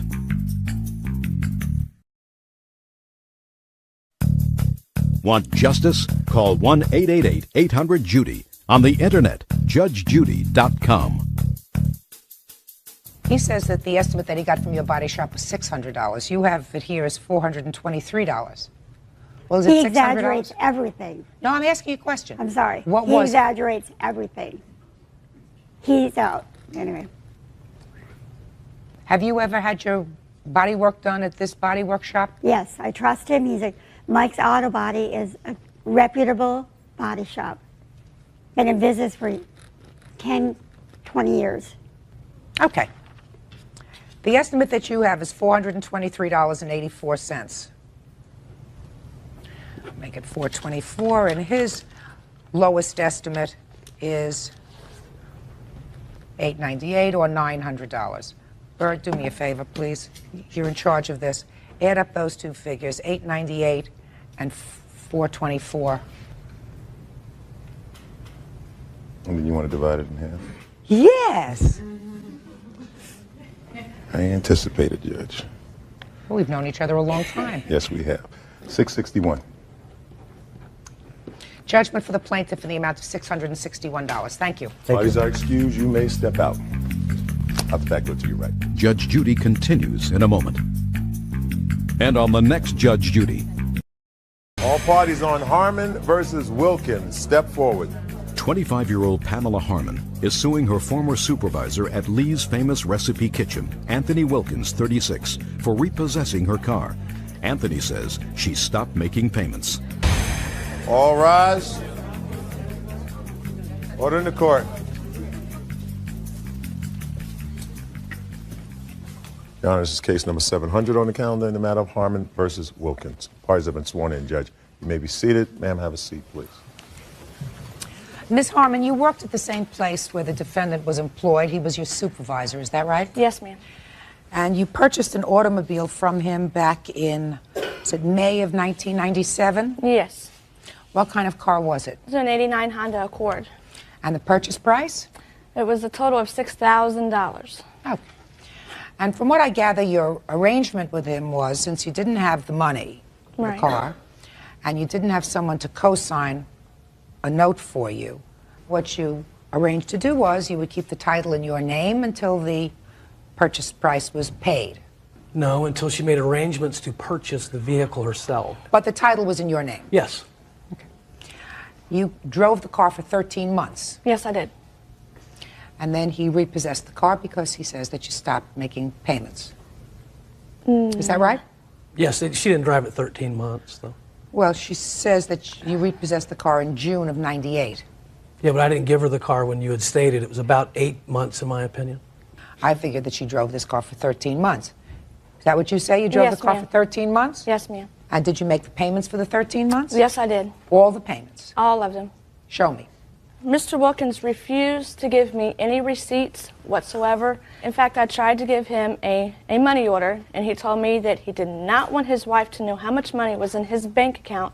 So he ordered for me to give him cash every time. When we got paid every 2 weeks, he would come down to the store, I'd go up to the bank, come back, and hand him $130. Is that right, every sir? time. The $130 part's right. What's for not right? For 8 payments. The wife thing, I have no idea what she's talking about, and the receipt thing, she never asked for one. According to you, when did she stop making payments? You said she made some payments that were partial as well. Yes. Well, tell me about But we that. had an ongoing, business relationship. I had loaned Pam money. Her, husband was a little abusive, trashed the cars that she had had when I had met her. Get to And the so point. she stopped about, probably 6 weeks before I found the car. Well, how much do you say she gave you in total during the time? She gave me 8 payments of $260, I guess is what she's trying to say. I thought the payment was $240. You say she drove the car for 8 months, and she gave you 8 payments, so that she wasn't in arrears to you when you took the car back. When I went and took the car, she had quit her job prior to that and was not making any payments. Did you lose your job, or did you leave your job? I did leave my job. When did you leave your job? June 2nd. And when did you actually repossess the car? I would probably say sometime towards the end of that, or maybe early July. When did he repossess the car? It was the 19th of June. Had you made June's payment? Yes, in fact, I made the payment on the 12th, because he came, because I went to another job at UDF. He came to my job and got money from me, $130. At that time, he had asked me if I was filing a lawsuit against his company for sexual harassment. At that time, I told him no, but I was ordered by my attorneys not to discuss it with anybody. I had gotten in contact with my attorney on June 2nd, and on the 19th, the car is gone. Okay.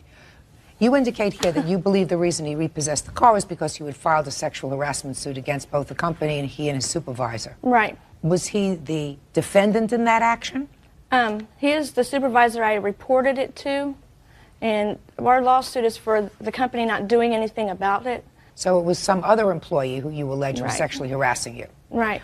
Mr. Wilkins, when did you find out about this lawsuit? I have no idea what she's talking about. I've never been served any papers, Your Honor. No one's ever called or told me anything about a sexual harassment suit. Mr. Wilkins, I didn't ask you whether you were served with papers, sir.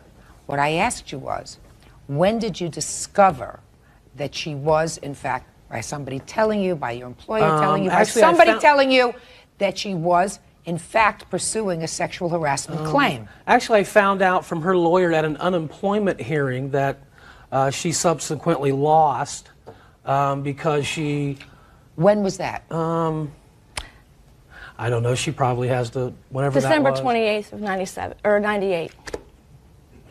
So are you testifying, Mr. Wilkins, under oath that you never knew about this sexual harassment lawsuit in June of 98? Absolutely. Okay. And the only reason you repossessed the car is because she had stopped making payments. And couldn't find financing, and she was out of stories by that point. Okay. Now, Ms. Harmon, let's take your best case scenario, okay? That you drove this car Right. for 13 months, Mhm. and then he repossessed it. The car was clearly in his name, right? Yep. You want all the money that you paid over the 13 months back. Right. That means that you get to drive a car for 13 months for free. It was under my understanding that I was buying the Just car. listen to me. You get to drive a car for 13 months for free. A car doesn't appreciate in value. A 1989 Honda does not appreciate in value like a Rolls Royce. It depreciates in value. Now, if you went to rent a car, how much do you think you'd pay for a rental car a month? I have no clue. Would you pay at least $200 a month? Can't get much for $200 a month for rental cars, right? You drove this car for 13 months, according to you. That's $2,600. According to you, you gave him $3,000. You can't prove it to me that you gave him $3,000. Sounds to me as if you had a pretty good deal. You had transportation, you drove a car, cheap. What are you complaining about? Judge Judy continues in a moment. You had a car? Yes. She borrowed your car? Yes. She wrecked your car? Yes. You had an accident and it was your fault? And later today, Two of us fell in love immediately. He gave you his entire paycheck.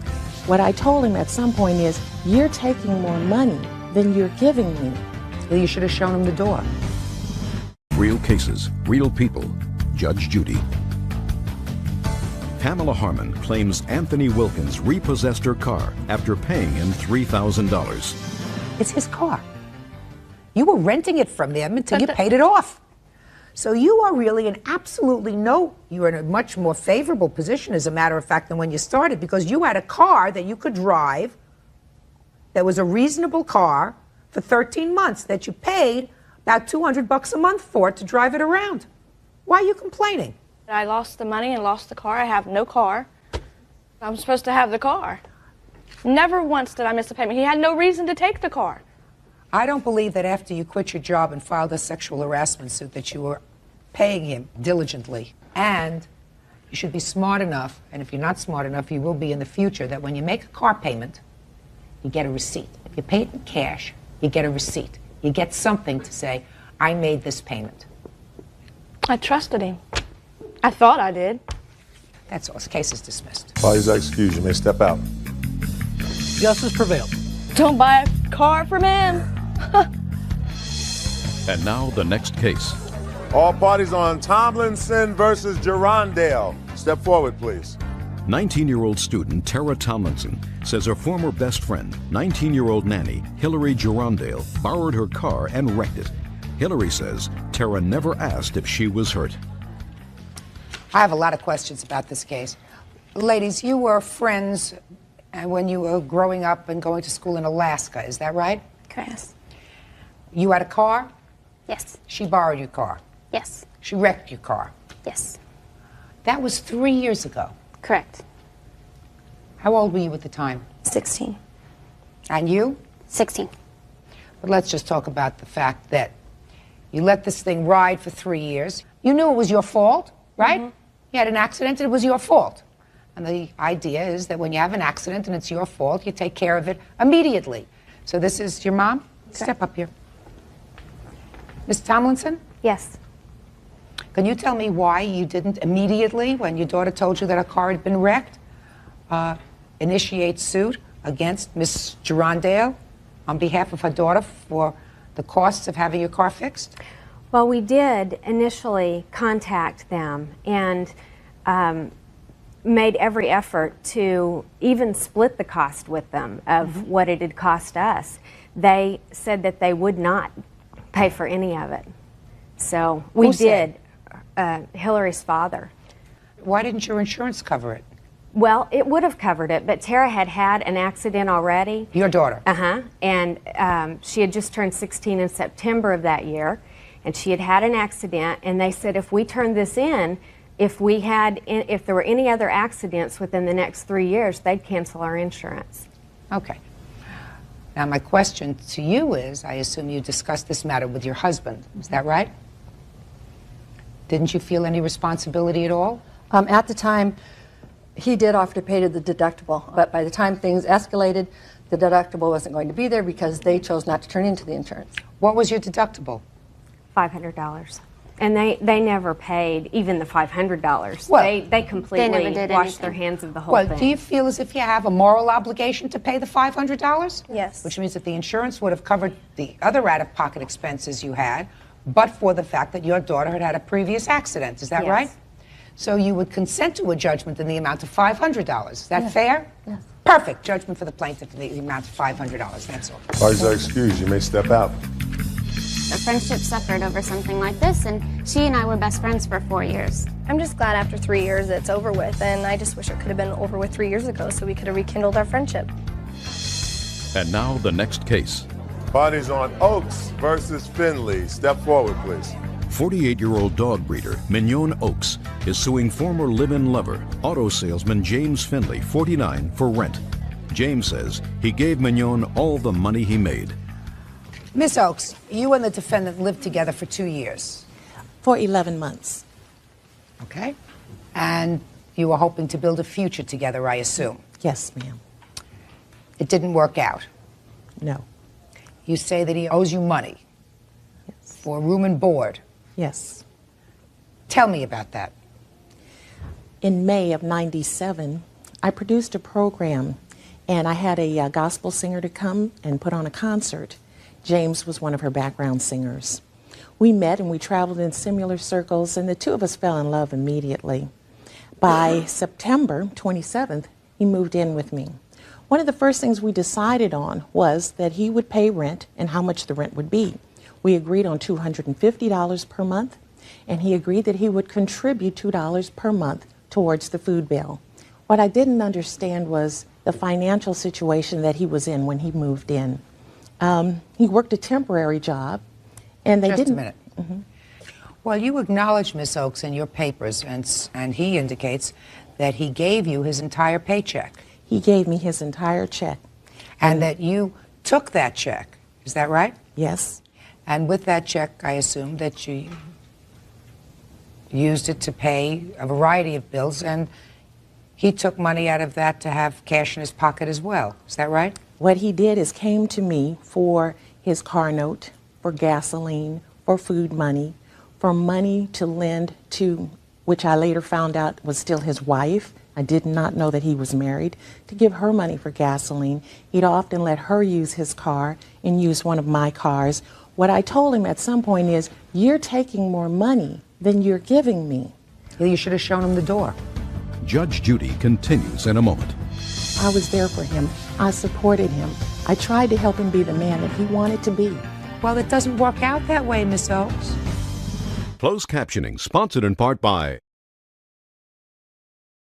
Real Cases, Real People, Judge Judy. Mignon Oaks is suing former live-in lover James Findley for rent. So you took his paychecks and you handled the finances as if you were a married couple. Yes, ma'am. But when it didn't work out, you want him to pay you the $250 a month rent for 11 months. Is that right? That's correct. And food. That's correct. Well, it doesn't work out that way, Miss Oaks. Your Honor, there were more things involved that I did for him that were specifically loans. There are many things that I did for him because I cared for him, because I loved him. Show me the list that's for loans. What I have here, after he moved out, he made 3 payments to me on the loans that he agreed he owed me. It wasn't just for food and rent. I kept his car note current so that he could keep a job or try to find a job, paid gasoline bills so that he can get to and from. I bought him the suit that he's wearing so that he wouldn't look so shabby and perform. Show me what he says he owes you. What I have here is a copy of 2 checks, front and back, that he paid me after he moved out, one for $500 and one for $100. Okay, so he they paid are you. made payable to me as a beginning. We got together, we sat down, we looked at the list. We both agreed on what he owed me. Well, what did you both agree on? He would pay me $300 a month each month beginning in January of this year for 2 years. Did you agree to pay her $300 a month for 2 years? Yes, I did. I did agree to pay her because initially she said that I owed her $11,000. And I've kind of got behind in the payments. I mean, we settled on a $7,500 figure, which again, both of those figures that she had presented me with initially, I felt were just too much money. So we tried to compromise at $7,500 with me paying her a certain amount of money. And it just hasn't worked out where I've been able to fulfill that obligation every month. Okay. Now, what was that for, Mr. Findley? Again, the times that she paid my car note, quite a few gift items that she bought me, a few things that she had bought for my children. Okay. And how much was your car note? A little under $400 a month. How many times did she make this car payment for you? 3, maybe 4 months consecutively. Well, that's $1,600. We're not up to $7,500 yet, or even close. What else? There were a couple of cruises that we went on together. There were a couple of out-of-town engagements that she helped me get to. Well, when you went on cruises together, was there an agreement that you would pay half? No. When you went on cruises together, how did that come about? We, as soon after we met, we went on a gospel cruise with a friend of ours, and he was singing on that cruise. Did that cost you any money? Yes. Well, how much did it cost you? He borrowed $100 from one friend on the cruise, $100 from another friend on the cruise, and $100 from me. Okay, I'm not interested I paid the extras. The second cruise we went on a year later, he agreed to pay me back, and it was $625 in total for the cruise and the air. Does that sound familiar, the $625 for that cruise? Yes. And there was an amount that I gave her immediately as we returned from the cruise that she accepted, and I thought that was actually my end of it. How much was that? It was over $250. Does that sound familiar? He gave me $800, a check for $500, a check for $200. For what? A check for $100 towards the entire debt. Rent, food, the cruise. He was married. He could never come up with the money to file divorce papers. There was the filing fees for that. There were the car notes. I paid for his insurance for 2 months. I had to give him gasoline to go to work every day. We were trying to make it. I was there for him. I supported him. I tried to help him be the man that he wanted to be. It just didn't work out. Judge Judy will continue in a moment. On the internet, judgejudy.com. Why did you stop paying her? Well, you know, really, we started having some real problems. She became abusive.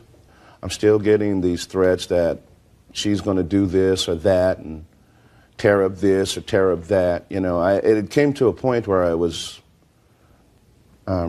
suggested to me by a friend that I should get a restraining order, and I didn't do that. It was also suggested by my employer that I do that because she had wrote letters to my job, addressed to my managers Was this and all all that. about money? Well, at this point, it seems to be all about money. Okay, so she wanted her money. If you'd paid her her money, she would have left you alone. I don't think so.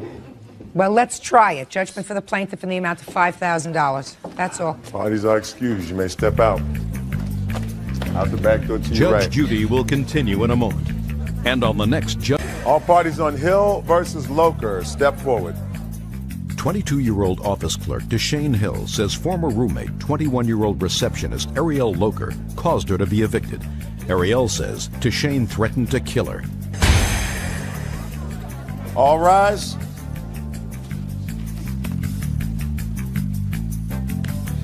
Your Honor, this is case number 695 on the calendar in the matter of Hill versus Loker. Parties have been sworn in, Judge. You may be seated. Folks, have seats. How old are you? 23. And you? 21. According to this complaint, you two decided to live together. You signed a 6-month lease on an apartment. You moved in September. You each paid half the rent of September. Is that right? That's correct. And then came October, and you didn't have any money for the rent. Yes, Your Honor. Were you working? Yes, ma'am. So why didn't you have any money for the rent? I had the money for rent. My little sister's car got broken into. We had it in there. We were at a friend's apartment, and it was broken into, and it was stolen. We know who did it, but... What does this have to do with your rent money? That was the rent money that was in there. I mean, the dog ate the rent money. No, the dog didn't eat the rent money. It was stolen out of the car. What'd you leave the money in the car for? We had it in the glove compartment. What'd you have it in the glove compartment for? I mean, you say that as if it's normal. People don't leave cash in a glove compartment. I know. We shouldn't have done it, but we did. In any event, she didn't have the rent money for October. You paid your half? Yes, I did. And then in mid-October, what happened? We got an eviction notice on the door. And when I had first talked to her about the rent, and she had told me about that, because I asked her for the rent money, I was just going to go write a check. And that's when she told me that she didn't have the rent money. I went and I paid my half of the rent, hoping that she would pay hers, and she never said anything else about it. October 15th, we got an eviction notice. So I waited for her to come home. She came home with another young woman, which I believe is her witness. And I was upset. So, you know, I'm asking her, why isn't the rent paid? She tells me, oh, I had money stolen, and my parents had money stolen, something else, I don't know. And I said, okay, but the rent needs to be paid, you know? And so she starts telling me her sob story about everything that's going on and saying that she has no way to pay it and that I'm not being understanding. My point was, maybe I'm not being understanding, but this is my rental history. This is my credit. And even if she has other problems, she shouldn't affect that. Absolutely right. Right. So what she said is she took her witness with her and said, well, I'm going to go call somebody and see if I can get the money. She came back later that evening. My boyfriend, who's my witness, was there. She came back later that evening and said that she had got the money, someone was going to send it to her, and that she'd pay the rent tomorrow. I didn't think anything of it. I believed her.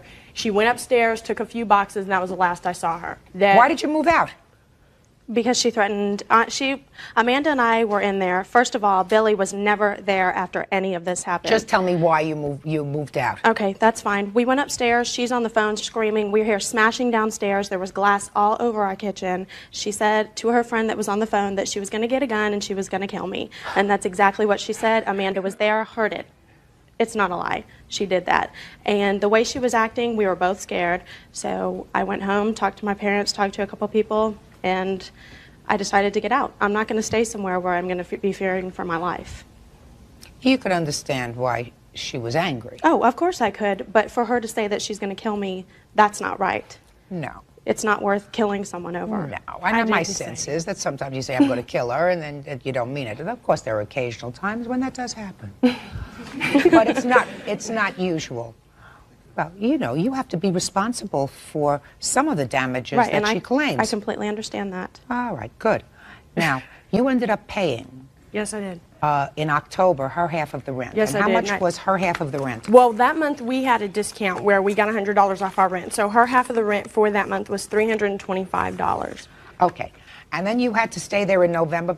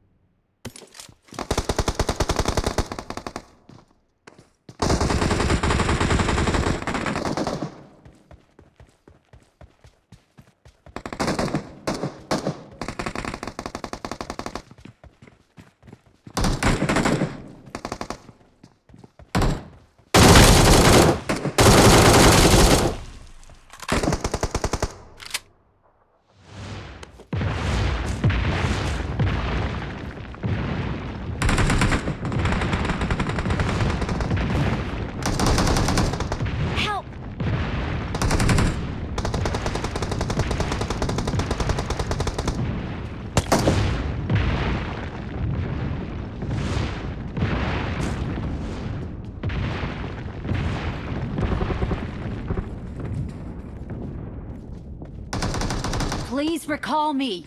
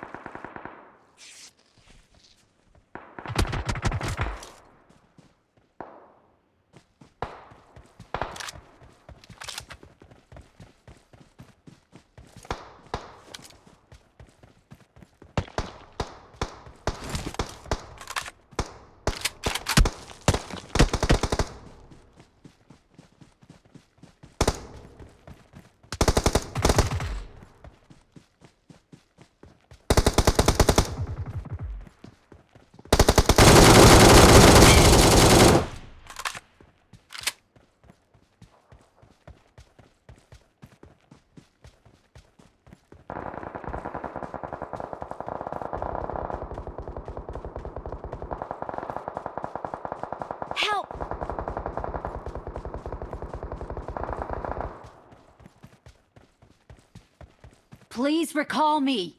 Form up on me.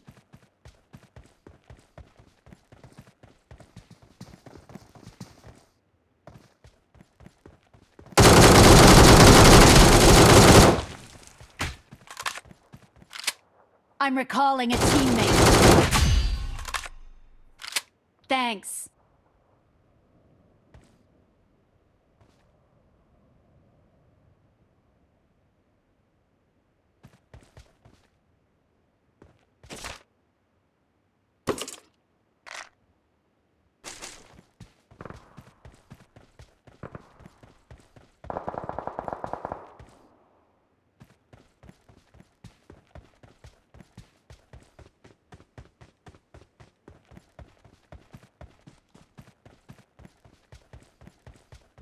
Enemies ahead!